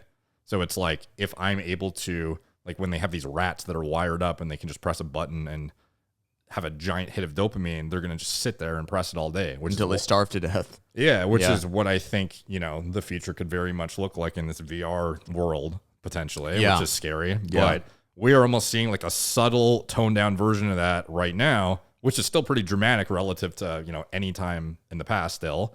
But people who are sitting at their computers with unlimited free access to whatever they want, and the dopamine button is sort of there a little bit, where you can very much get access to something that's very intensely mentally stimulating, gets you over the edge, you bust a nut and you achieve that dopamine hit with such a relative lack of effort to actually going out, finding a woman, talking to her, building a relationship, getting her in bed, energy expenditure to physically have sex, like that barrier to entry of doing all those things to achieve the same dopamine hit. Yeah. So much more significantly energy intensive than the watch porn equals orgasm equals dopamine hit, and now I'm satisfied. So your brain is very much going to tie like reward stimuli to these activities that are such ease of access for you that it just becomes something you justify as okay. And then I very much think that ties into, the whole sedentary lifestyle, you not pursuing, I don't know, things that would otherwise be dictating metrics of success in like a relationship context. Like even when you see an attractive woman, your test levels could go up just by like the acute like perception of somebody who you deem to be biologically attractive to you that you'd want to, go mate with. Like that thing, so many things biologically, I think you are basically shitting on when you are sitting there fapping excessively to porn. And I don't necessarily think that they should be, if with moderation, you can deal with, pornography and it enhances your life in some capacity and you can balance it. Like, again, moderation is key with anything, but you very much need to be responsible with it and not overdo it, or you could end up becoming accustomed to the ease of access and the hitting the dopamine button over and over again. Yeah. I think it's hard for guys to draw that line in the sand of what's acceptable and what's not. And, what is moderate? Yeah. Because they could jack off to porn every day and say, well, it doesn't seem to affect my work life. And I still have sex with my girlfriend sometimes. So it's not really affecting me. But I can almost guarantee the majority of guys who think that, though, if they went a week without porn, they would see a fairly significant difference in how they even interact with their girlfriend during sex and do things in everyday life. And they don't want to think it affects it, but they haven't actually given it a shot to see otherwise. Yeah.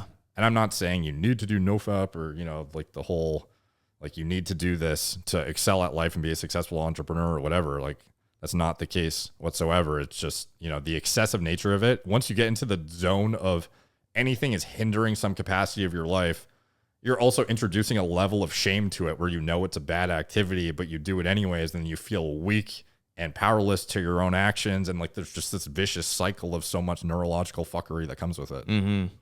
Yeah. I mean, your brain is wired to like dopamine. That's what it's always chasing. Yeah. So it's like a fucking electrical car and it's going to choose the path of least resistance. And if you start to hardwire that into yourself, that for my brain to get this drug that it wants, which is dopamine, all I have to do is log on to a site and just use my eyeballs to look at it, it's going to very quickly become your main mode of getting dopamine, because it looks at the two paths in front of it and it's like, it doesn't just have to be, the other path has to be chasing a girl and getting her into bed. It could be something like pursuing a business or pursuing something that's worth your time long-term versus put that off and just watch porn. Yeah, that too. But like, I think also just from even if I'm going to sit here and watch a Netflix show, versus work on my homework or something, you know, like the short-term reward outweighs the short-term pleasure of the short-term activity outweighs the long-term horizon of whatever the other thing is, and it very much gets picked over that. So it's not just porn. Like, this relates to so many different things in life. Exactly. Sure. Anything where it's easy dopamine dump. Yeah. Whether it's video games are a big one. The tough thing too with video games is nowadays so many people actually have legitimate careers from it. Yeah. That it's like you could very much tell your parents, like, fuck off, I'm actually getting rich here. Yeah. Or I'm building a business.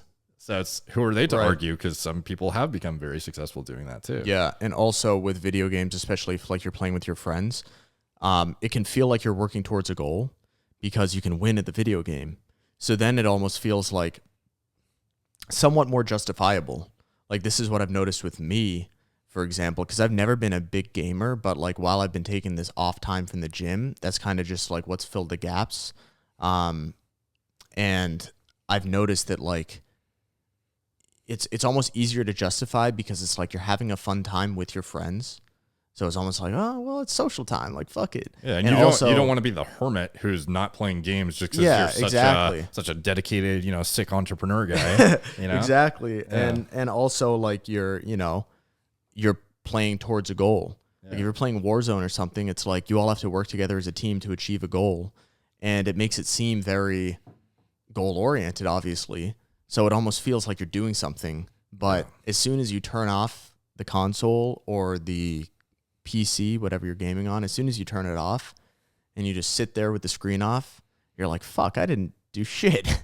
I did absolute jack shit, But some people probably develop like very, very good friendships or even... That's another side to the coin too. Because I have, dude, back when Minecraft used to be popping, it still is, but... back when it was like a new game. Dude, the longevity of that game. Like, I've never played it, but it's wild how popular some of the YouTubers are and stuff who play. They're still getting millions of views every single video, doing walkthroughs and playthroughs and stuff like that. And they're constantly updating the game. But I would say, like, if my kid had to play a video game, I would say Minecraft would be the most acceptable because at least there's some form of creativity that goes into it versus something like a Call of Duty, where it's just very straightforward. Just run, shoot. If you die, you respawn. Run back in, shoot. If you die, you respawn. Like, that's, very simplistic. But regardless, it's both kind of the same thing. It's both for dopamine. But I have made a lot of good friendships from Minecraft. So I do have to give that props. But someone asked, will we see PUA content again? Thoughts on work-life balance? So specifically the PUA content, what does PUA stand for?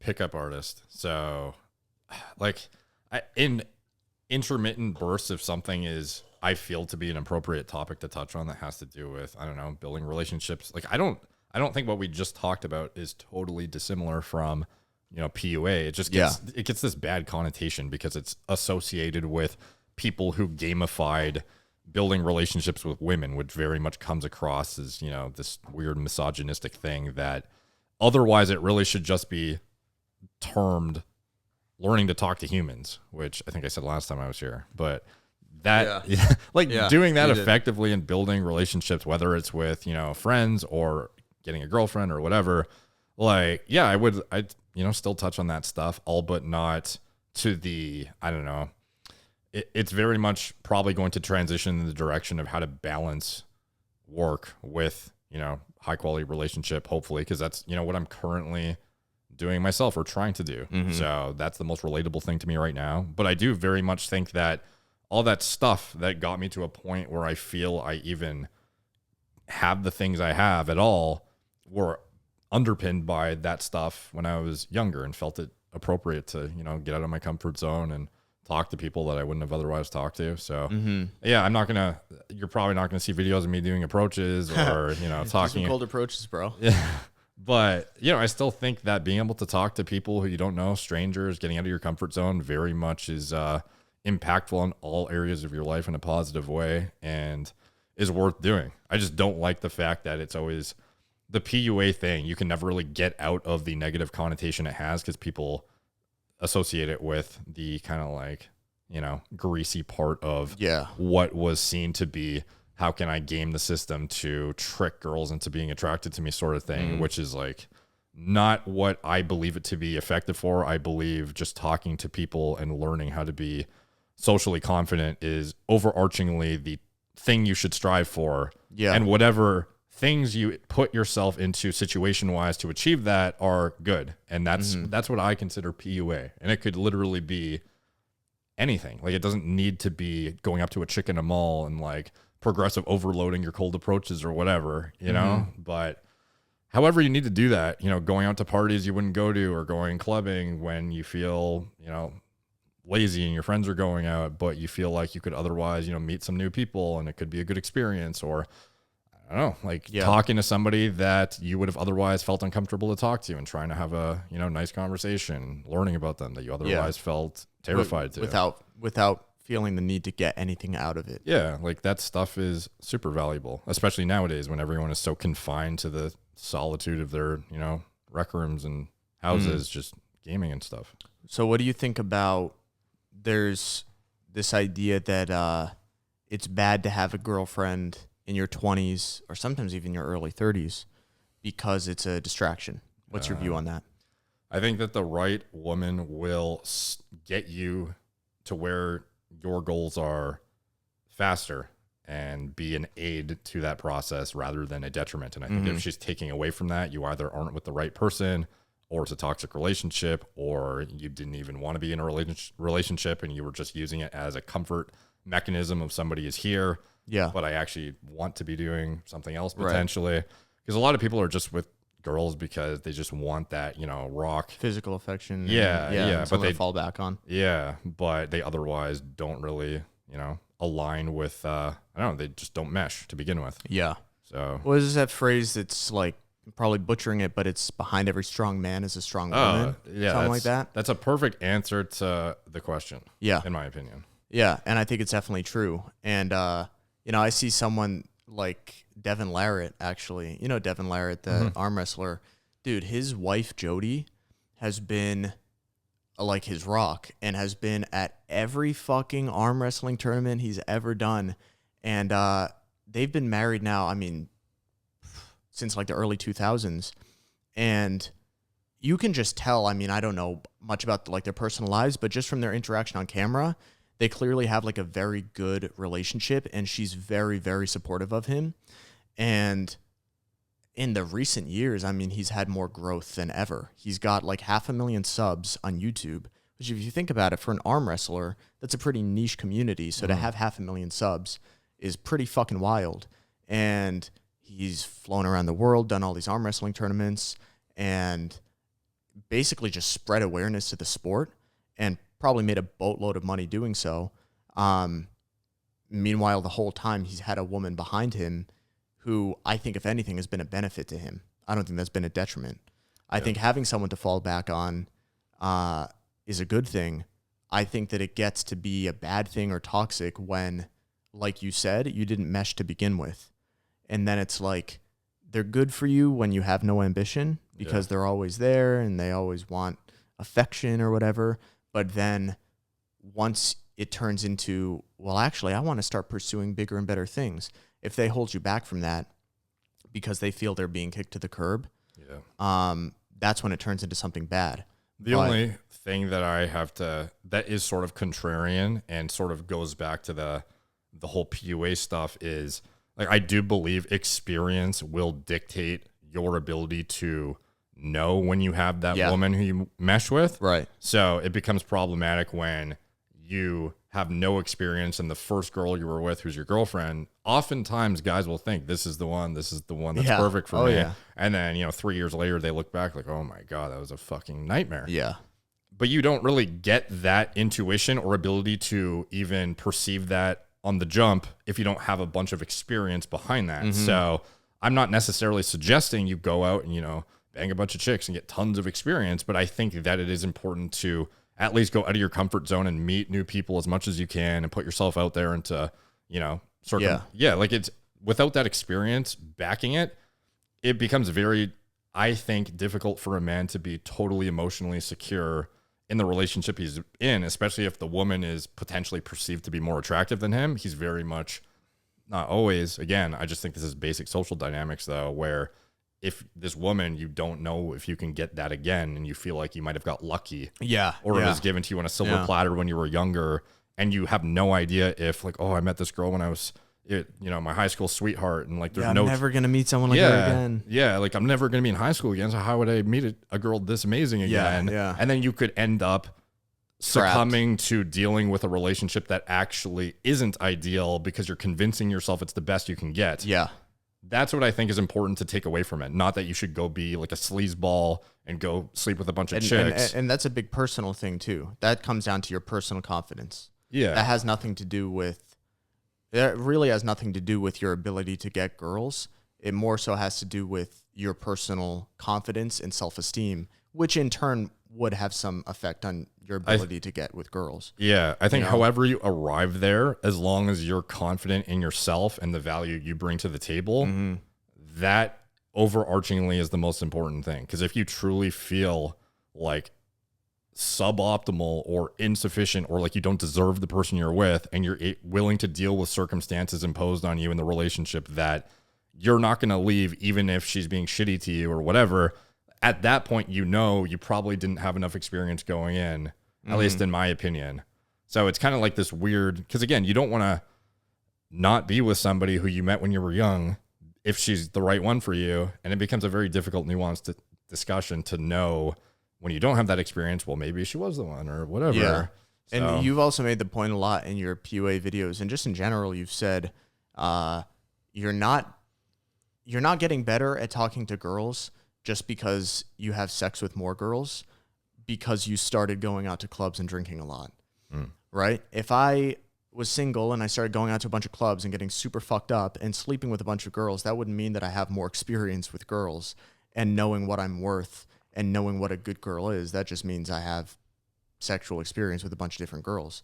So just because you get good at cold approaches or whatever, but especially just because you get good at drinking and hooking up with girls because of that, doesn't mean you have relationship experience. Yeah. And it doesn't mean you know what's good for you in a romantic relationship. Yeah. And I feel like the conversation can become somewhat circular when you're talking about this thing, because it's like, well, you're telling me I should have experience, but then you're also saying you might not know if you had the one to begin with. Do it sober, bitch. Do it fucking sober, and then I will say you have experience, I think if you have the right woman behind you, she's very conducive to success overarchingly.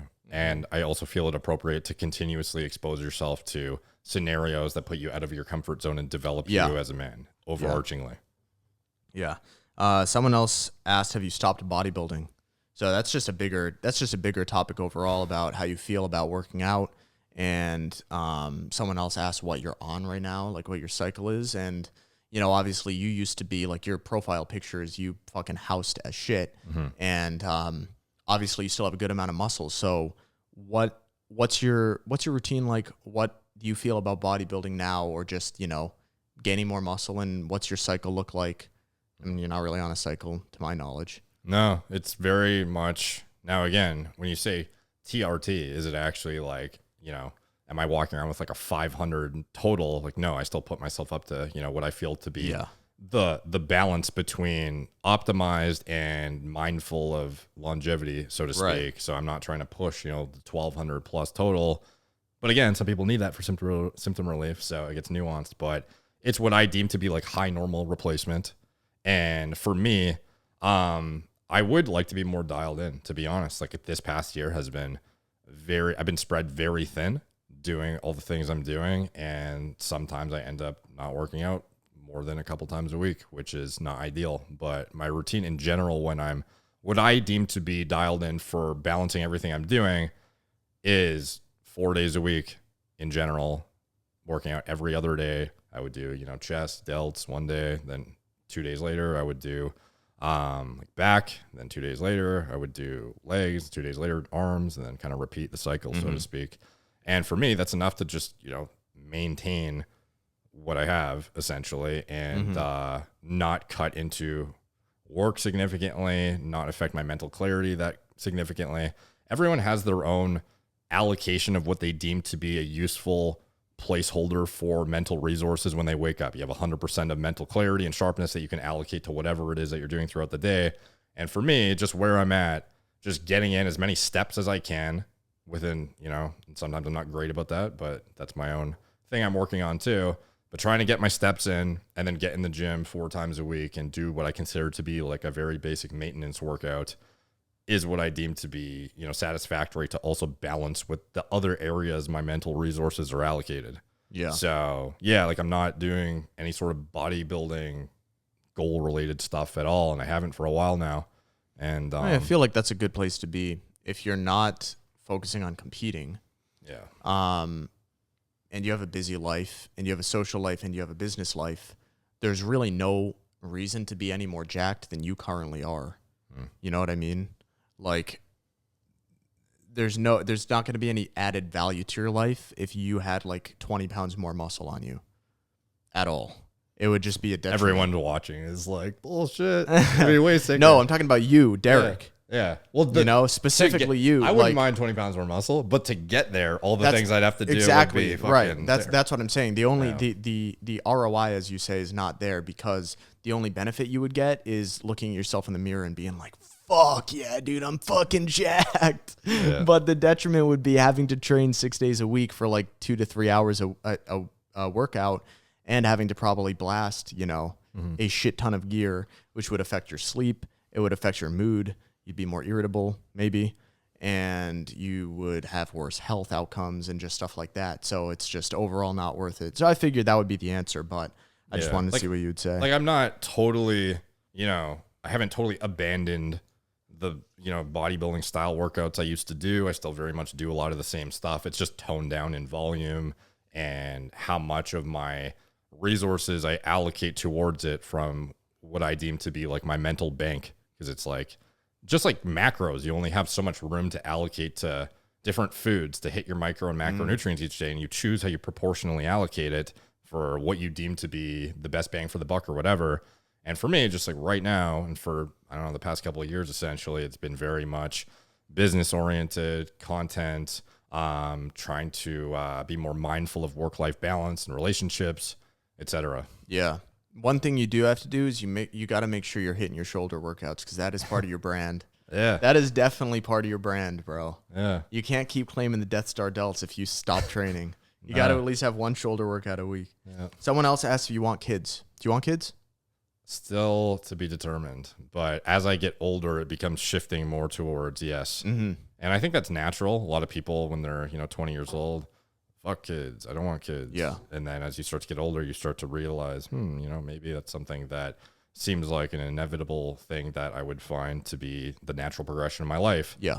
Not in a way that's like forced, like I should have kids to continue my bloodline, but it's like, I don't know. Because some people do consider it like that. Yeah. And they feel like a innate obligation, even though they don't want to do it, which is interesting debacle to find yourself in. Like in that scenario, is the camera okay? Yeah. Yeah. So I don't know. As I get older, I think I just mature psychologically and probably, I don't know, will end up there at some point. That's probably a natural tangent that I go down. And for me, I don't know, like I have business goals that I think I want to get done before I get there. But I think it'll just naturally happen when I feel it to be the right time. Complete out of left field. Someone said, what's your craziest cycle? Did we talk about this on the last pod? We might have, but not everyone's seen it. I don't think so. I guess craziest you could define as like, I guess the highest dose would be considered the craziest. I guess. Was this during the bloat lord era? When you were fucking dirty bulking and shit? It was probably like post bloat lord cutting down when I thought I needed more like hardening agents, when in reality I probably just needed a baseline to hold what I had. Yeah. And you end up using a lot of stuff that doesn't actually add to your physique. So I don't even think the cycle is representative of like, oh, that much gear should have equated to like the outcome you achieve in a cut is so much different than what is expected when you are actually able to utilize the drugs with the adequate amounts of nutrients and sleep and whatnot. And it sucks when you think back to all the times you used excessive amounts of drugs to cut and you barely needed shit to like hold on to what you had. So yeah, like there are some cycles, and again, like this would be the craziest one, I guess. I think it was like 750 tests probably, and it was for like a short period of time. What was it? I think like 400 or 500 Tren E, I think was probably the highest. Yeah. I was so same time. Yeah. So it was just test and Tren? No, I'm not done. Oh, okay. But I got a whole laundry list here. Back then, Tren, it was on the forums, you would be told that a dose that made sense for Tren Ace was like 300 was, the minimum kind of like really effective dose, and then 400 for enanthate because you get a bit less active hormone out of like the higher, longer esters. So 400 Tren E was seen as like a good dose, and then I think I was like, fuck it, I'm just gonna push this a little bit, and then I went up to like 500, or maybe it might have even been 600 for like a few weeks or something. Yeah. And then Masteron too, and this is when I realized like, oh shit, I'm losing hair. Masteron at 400, I think, of Masteron propionate, and then I don't know, I think I probably put like random orals on top because I thought it made sense from like a hardening aspect. Like, oh, well, you're supposed to use Winstrol when you're here, or you're supposed to use this. Right. But I think in general, I don't remember for sure if I used orals on top, but that was the injectables was the main meat and potatoes. It was like 750 test, like 500 Tren E or something, and then 400 mass prop. Yeah. That's not that crazy. I mean, that's pretty crazy, but that's not that crazy.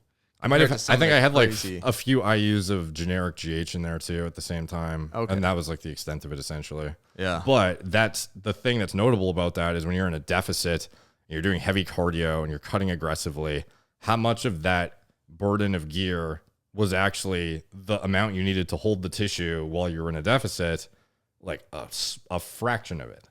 So like, especially if you're not a giant bodybuilder, maybe as you get bigger and you're an actual competitor, like, it becomes more necessary to push the AAS more to hold on to your Brontosaurus physique as you get into a deep deficit. But if you're just like a men's physique size guy or whatever, like you probably don't need to be in the grams range per week to hold on to size as you get down to like, I don't know. Some of the men's physique guys are getting fucking huge. Well, yeah, but that's now. I'm talking about like. Right. Yeah. 7, 8, 9, 10 years ago. Yeah. Dude, some of them are just gigantic now. And they're doing the same cycles as open bodybuilders. What do you think about Andre Diu switching over? He's doing classic now? Yeah. Smart move or not a smart move? I mean, I think so. I think classic's popping off. And I also just think it's more representative of what bodybuilding's supposed to be. So I think that if you have a good frame for men's physique and you have decent leg genetics, then just learn the posing for classic. And why only show off half the package? Do you think he'll do better or worse once switching? Honestly, I haven't seen him like pull a vacuum or anything like that, and that's kind of part of it. Just stuff like that. I haven't seen what his classic physique poses look like, but isn't it wild how like you could look good in certain poses for a different division, but then once you're required to do a front double, you might look terrible. Like, it's wild how just like even the positioning of the muscle belly could make it look worse.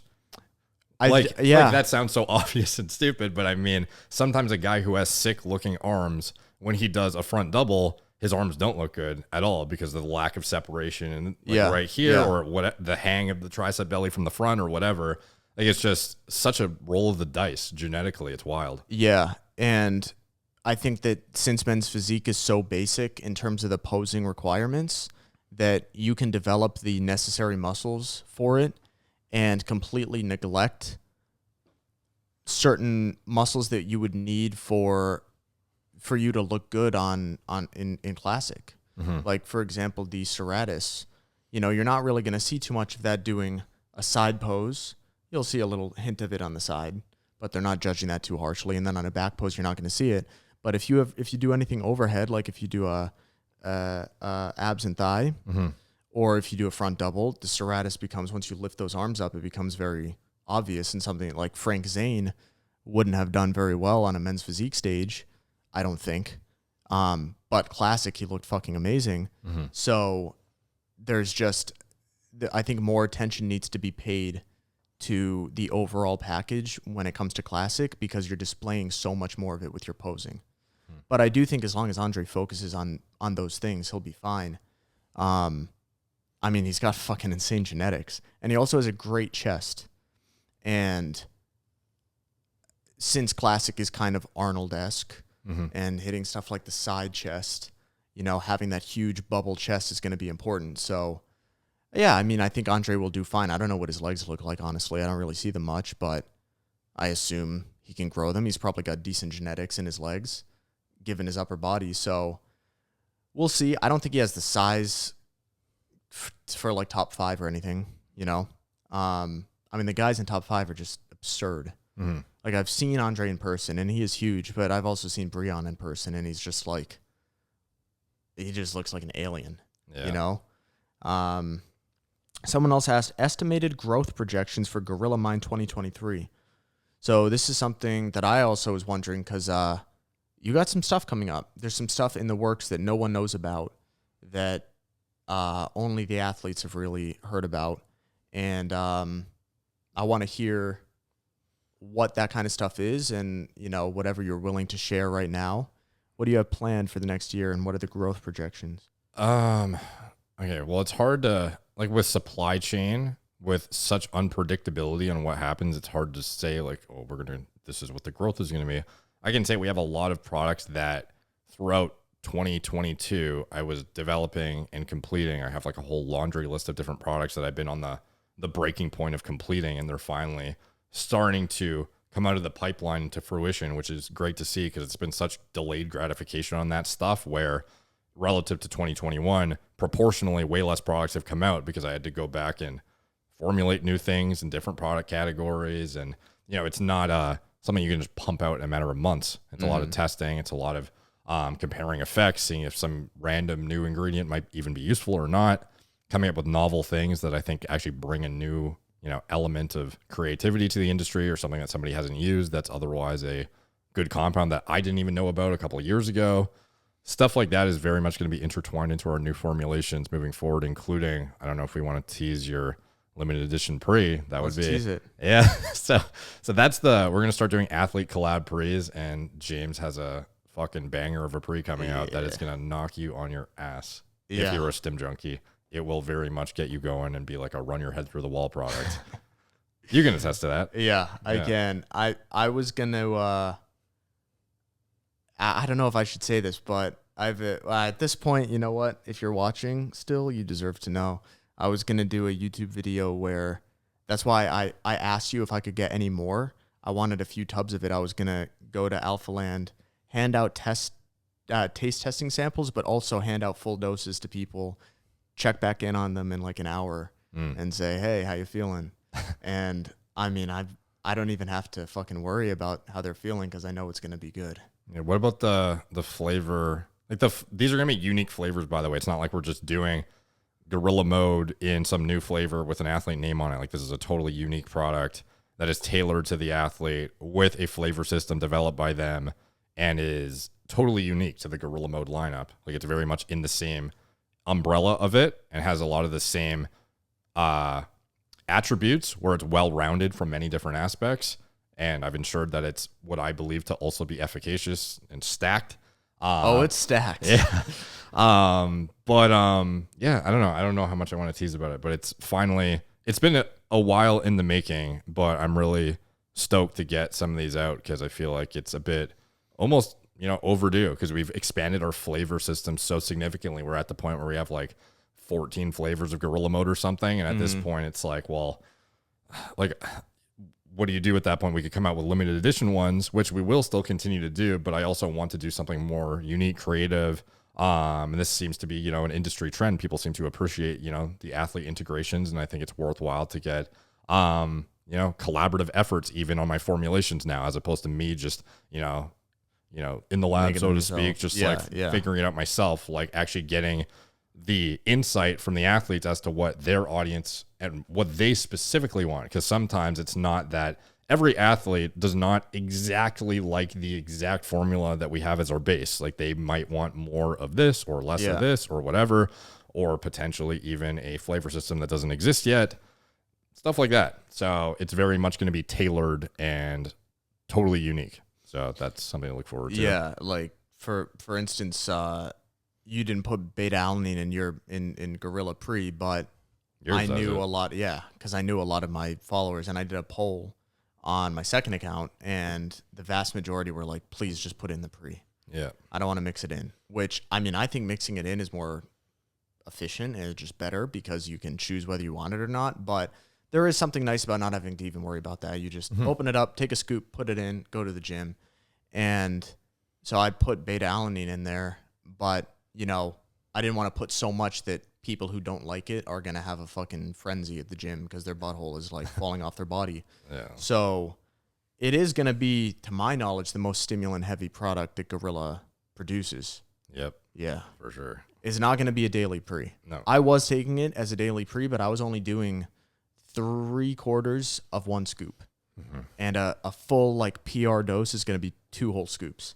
Yeah. Again, like some people might think, oh, I can take 2 Don't scoops. take that every day. Yeah. Don't take that every day. And don't start with it thinking, oh, I'm a stim junkie. It'll be fine. Yeah. Like, it might not be fine. Well, because I was planning on doing Shirley Temple at first. Well, I thought strawberry jam. Then I didn't really like the flavor, so I thought Shirley Temple, and it was really good. But then you sent updated strawberry jam, which is just a plain strawberry flavor. And I had Steph and Gabe try it, and they were actually, I had a third person try it too, and all 3 of them were like, yeah, fucking 100% strawberry jam, go with this one. And then I tasted them side by side, and I'm like, yeah, the strawberry jam is really fucking good. And also, it's just more unanimously appealing to people because it's like everyone loves that artificial strawberry, you know? Even if you don't like the strawberry fruit, you like strawberry flavored things. Everyone loves that, but Shirley Temple's kind of a specific flavor. So it was cool to do something that's like aligned with your name too. Yeah, strawberry jam. Strawberry jam. I mean, it just sounds sick too because jam's my code. So it tastes really good. Yeah. I'm really excited for you guys to to see it. Yeah. It just took so much like, I almost felt bad, but there would just be little tweaks where I'm like, you could make it a little more sour here, or a little more sweet here, or do this or do that. And it ended up taking a few different renditions of it for me to be like, yeah, this flavor is perfect. But now it's done. When can people expect that? I don't want to put out like a definitive date right now. Give a month's range. Probably like January, February-ish. Okay. Yeah. Not bad. Yeah. But we have stuff coming out before that too. That is totally unique that we have not dropped. Yeah. Well. Can you talk at all about the stuff planned for 2023? Any of the products or anything like that? Well, I guess a lot of people know that I've been saying for a long time when we come out with an energy drink, it's going to be totally unique and separating from the industry, similar to how Gorilla Mode was when it came out. And I do firmly believe that. I think that it's going to be a very, very differentiating product that is superior from an efficacy aspect, but also I believe the flavor systems to be super on point, like to the degree where I would choose it over, like I'm a energy drink fiend. Like I would have shit tons of Monster, shit tons of anything that I could find in Canada. And then when I come to the States, you know, I try out everything I can. And I do a lot of research and development, which is basically me just drinking the shit out of them. You're that just I would enjoying do. a bunch of energy drinks. Yeah. It's just research and development, man. This is my 4th one of the day. It's all good. Yeah. Like I actually truly believe the flavor systems are superior to a lot of big companies out there, which is something I wouldn't say lightly because I don't necessarily think all of our products, you know, taste the best, you know? So especially when you have stacked formulas, it becomes very, very difficult to manage the flavor systems in a way that you can be. Managing Gorilla Mode Energy must have been a bitch because there's no filler ingredient, like they're not filler ingredients, but there's no pump ingredients in there to dilute the flavor of the Kana. Yeah. And Kana is something that kind of gives it that almost earthy taste. Yeah. Yeah, which is something that, by the way, we're going to be updating Gorilla Mode Energy at some point too and making it more comprehensive, stacked, and I think more representative of what I always wanted it to be, as opposed to just very much what it is now is Gorilla Mode without the pump, essentially. Like I want to actually make it aligned with what I feel to be, you know, something that would sort of be representative of what the, you know, the discontinued Rush might have been or something. So yeah, something to look forward to too. But the existing energy formula is really fucking good. It just is pretty Kana heavy, so it, you know, it doesn't taste as good as the normal pre. Someone said, ask Derek about marijuana and the effects it has, whether negative or positive on recovery. I guess it depends what and when you were smoking it, and if you're using it for sleep or what. Like, it does impair sleep quality, even if it helps with latency at first. Like, it helps you get to sleep, but the actual quality of it is impeded. People don't have dreams on it, from what I've heard. Yeah, REM sleep gets fucked when you're smoking marijuana. So I did a whole video about this. It got suppressed by the algorithm because of the word in the title. But if you type it in the search bar, you should be able to find it on my channel. But yeah, there's literature to support that. It could help you get to sleep, but not necessarily achieve higher quality sleep. And after time, it will actually diminish your sleep quality. So I don't necessarily advocate it as like a recovery enhancement tool. So it's kind of hard for me to say, like, what was the question again? What do I think about it for recovery? Whether negative or positive effects on recovery. Oh, yeah. Like, probably negative for most people. It also depends on what impact is it having on your appetite. Are you going to be overeating? And then is that conducive to your goals or not conducive to your goals? I'm not saying you're going to overeat. You know, I'm sure it's very, very It's different for everyone. Yeah. For me, it makes me less hungry, which is weird. But, you know, I think it could be positive if you have extreme insomnia and weed helps you get to sleep much better. Then it's kind of like choosing the lesser of two evils. Maybe. So if you can get, 8 hours of somewhat shitty sleep when you smoke weed versus getting like 3 hours total combined because you keep waking up because you have insomnia, I mean, obviously sleeping with weed is going to be better. But if you have no problems with your sleep at all and then you smoke weed just because you want to get high and you think it's improving your recovery, like, it's probably not. Yeah. I'm not like a marijuana connoisseur to even have looked into this with the detail to answer this question adequately, I feel like. So all I know is that the sleep quality component of it is something to be considered. And then as far as how it impacts, post exercise or anything like that, off the top of my head, I know it can be impactful on hormones to some extent, to a degree that's going to like crush testosterone or something. Like, I don't believe it to be that. Can it raise estrogen or something? There's theories that it could interact with estrogen receptors on its own, or certain things it produces will interact with estrogen receptors, which could have negative feedback or enhance, gynecomastia development. But, some of it is speculative. And I think the only way to truly know is to assess your own diagnostic biomarkers and kind of see before and after. But I don't expect anyone to necessarily do a study on themselves to do that, but that would be the most accurate way to see if it's affecting you in any way is to literally track your sleep metrics with a thing like a Whoop or an Oura Ring or something, and then get your actual diagnostics. And then, with and without weed, how does everything get impacted? Because you'll see the physical representation of, is your blood work worse? Is your sleep metrics worse? What's your actual biofeedback? Like, do you actually feel better when you're awake versus when you're not smoking? Is your sleep quality hindered or not? Like, you can tell pretty easily when you wake up if it was a good one or a bad one. Right. So yeah, whether you feel like you got hit by a train or not. Yeah. For me, when I smoke weed, it's definitely hit by a train the next day, and just mental fog. The next day I just get this mental fog. So someone else asked, have you tried psychedelics? No, although psych substance has been trying. Yeah. Years now, probably. Yeah. Why not? I guess I'm just paranoid that it's going to manipulate my neurology too significantly. Yeah. And make me act or behave in a permanently different way, which is highly unlikely if I was just microdosing LSD or something. But, and maybe it's not even possible. I would have to look into it more, but it's not my expertise anyways. But what's not possible? To alter your neurochemistry permanently with micro doses of relatively benign psychedelic compounds. Yeah, well, it alters something permanently, and whether or not there's a physical change that takes place is kind of irrelevant, because whether or not something is a spiritual, quote unquote, or mental change versus whether or not there's any physical change that backs that up, that is the cause of that, is kind of irrelevant.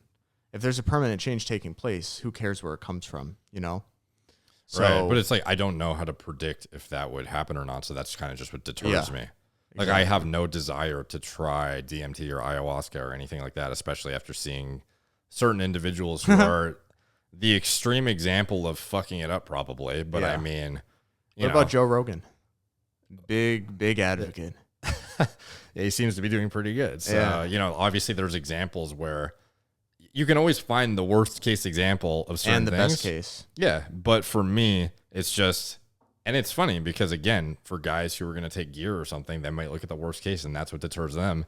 For me, I guess the thing is psychedelics, seeing the worst case scenario, and that's what deters me.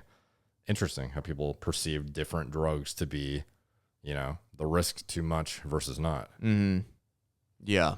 I think for psychedelics to fuck you up like that, like we saw with certain individuals, you have to already be, you got to kind of be on the edge of a mental breakdown at all times. And then I think a psychedelic can push you over. What are the most benign psychedelics that you're aware of? Benign? Yeah, like as in they're not going to fuck you up, but they're still useful. Weed. I mean, to me, weed is a psychedelic, and it's also very easily manageable. It's very easily controllable because you can control. There's the set, setting, and dose. Those are the three ancestral tenets of psychedelics, and you can control the dose the most easily with weed. What's the I would say. goal of smoking weed though? Just to be relaxed and kind of content, or I think weed has the most. The biggest range of effects for people. So I think if you compare LSD experiences, there's a pretty narrow range of LSD experiences most people have versus with weed. Some people fucking love it and it makes them super relaxed and happy and makes them sleep well and it makes food taste really good. And then other people, it makes them turn into a nervous fucking wreck and overthink things and become anxious and sleep like shit and not eat. And then there's everything in between. So, you know, weed is, in my opinion, a powerful psychedelic if you smoke a lot of it, but it's also very easy to manage the dose because you can just take one little baby hit and you know that it's not a lot. And then if you want a tiny bit more, you can take another little baby hit versus trying to fucking use these gigantic scissors to cut a tiny little piece of an LSD tab is like you could be getting 10 micrograms, or you could be getting 50. Yeah. And you're trusting that the fucking dealer is telling you, oh, they're 100 microgram tabs, and they're actually fucking 250 micrograms. And then you cut half of it, and like all of a sudden you're getting a full trip amount versus what you thought was going to be like a little mini microdose. Versus if you have a joint in your hands and you take one hit of it, doesn't matter how strong the weed is, you're not going to get super high off of that. So I think weed is just like very easy to manage, but funnily enough, it's also my least favorite like psychedelic. What's your favorite? LSD. Okay. And I think why? Because that's kind of a tough one. I guess just because it makes me think big picture and put things in perspective and make me face things that I need to face that I wouldn't otherwise face. What's an example of like last time you took it that it was highly impactful on your state of mind? Like what was back in 2019, I was kind of in sort of a crisis because I was doing computer science at school and I was good at it, but I knew it wasn't my passion. And I didn't know what I wanted to do for the rest of my life. And I knew something needed to change, but I didn't have the balls to admit to myself what it was, or I didn't have the wherewithal to know what even to do. And then I took LSD, not even trying to find the answers to anything, just because, you know, it was a fucking free day and I was like, why not? And I immediately texted my friends who I knew were moving to Manhattan for the summer, which at the time, this might kind of seem like a benign thing, moving to Manhattan for summer, so what? You're a fucking teenager, why not? But at the time, well, I was 20 or 19, and I didn't think, like, that was incomprehensible to me, moving away from home with my friends, not having the comfort of being in my hometown was just something like, I would never fucking do that. And I took LSD, and it just took one song. It was like the right song. Music is very interesting on psychedelics. It affects you way more than music normally does. And I immediately, as soon as it started kicking in, it was like, oh, this is what I need to do. Texted my friends. I said, hey, do you have any more room in the studio? I don't care if I have to sleep on the couch. I want to move with you to Manhattan. I need a change of scenery. And I did it. And I think that if I hadn't done it, I wouldn't be where I am today, because it opened so many doors just in terms of people I met, people that I was close to, physically close to, because Manhattan is so close to, you know, there's so many more things. And I was up in East Bumfuck in Massachusetts before. The content creation in Manhattan was just way better than Massachusetts. So it basically made me take a necessary risk that I wouldn't have otherwise taken and do something that normally would be way outside of my comfort zone. And without it, I don't think I would be where I am today. And, I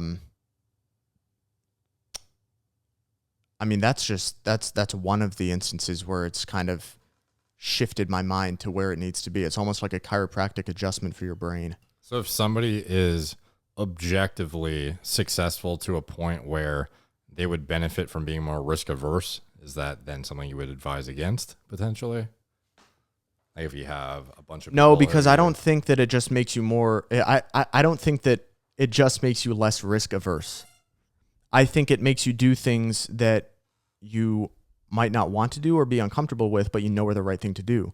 So for someone that is too risk taking, it might actually do the opposite and make them see that you actually need to be more pragmatic and need to be more conservative with the moves that you make because you're being reckless.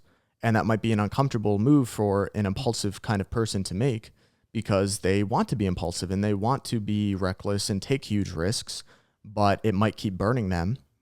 And something like LSD or mushrooms could show them that they need to be more pragmatic. So I don't think it just, in general, makes you more risk-taking. Mm. I think it kind of aligns you to where you need to be. And with me, it was more risk-taking. And with other people, it might be less risk-taking. So in general, like for me, obviously I have zero experience with psychedelics. Knowing what you know about me and what I'm like, my sort of, you know, drive, ambition, what I try to do, what would you say, not necessarily a recommendation, but what would align you feel would benefit me the most potentially? I literally have never even smoked weed, for context. Really? Yeah. I would say don't smoke weed. Okay. There's no point. I would say if you're going to do a psychedelic, normally I would advise to just do a full dose because you only ever have one first trip. So like a first cycle.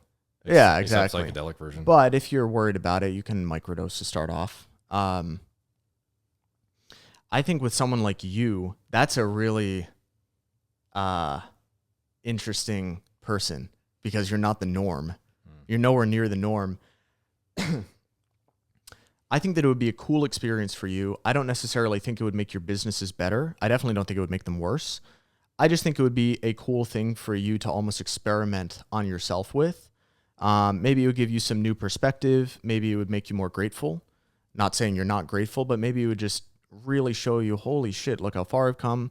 I'm so grateful. This life is amazing, blah, blah, blah. All the shit you would expect to happen on psychedelics. But I definitely don't think it would derail you from your businesses. I think you would come out of it, if anything, more motivated, being like, damn, this is really my one shot. This is my one life. This is beautiful. I'm going to keep pursuing what I'm pursuing even fucking harder. And that's not harder than last time. That's not transiently while you're under the influence of the drug. No, it's even after you retain that state of mind. And that's something that I heard this from Jordan Peterson. I haven't looked into the study itself, but Jordan has referenced this study like a million fucking times. So I assume he's not pulling this out of his ass. There was a study that was done by someone. Actually, he interviewed this guy just a few months ago. I don't know how this ever passed ethics boards, but he convinced ethics boards to let him give a huge fucking dose of mushrooms to a bunch of test subjects. And I think it was the equivalent of like 5 grams or something, which is the heroic dose, or pretty close to it, which is a lot of mushrooms. And I think it was 80% of the people said that it was in the top 3 most important experiences of their lives, up there with the birth of their first child or their day of their marriage. So things like, obviously, those are really fucking important events. 80% of them ranked them ranked this psychedelic experience up there with their top 3 most important experiences of their lives. And they had a permanent 1 standard deviation increase in trait openness. So openness is like openness to new ideas, stuff like that. It's one of the 5 personality traits or something like that. And they had a permanent 1 standard deviation increase in trait openness on average. So what would that do for me in terms of openness? Like I don't even know what that means, to be honest. Trait openness, like as in I become more open to my personality changing or something. Like I don't know what that means. Not necessarily your personality. Openness involves 6 facets or dimensions: active imagination, aesthetic sensitivity, attentiveness to inner feelings, preference for variety, intellectual curiosity, and challenging authority. So that so I might become more challenging authority. Yeah, or maybe you just become more intellectually curious while saying fuck the police or something like that. I don't know what the combination would be, but I don't think that it's something you need to do, and I don't think like you need to feel like you're missing out on anything. I wouldn't push you to do it. But I think eventually sometime in your life, it would be a cool experience to have. If this is something so that... if you were me, would you do it? If I were you, and fuck yeah. Okay. If I were you, but I'm not you, you're you, and I don't want to recommend anything and, potentially have it go south. But something I wouldn't be worried about is you having a bad trip.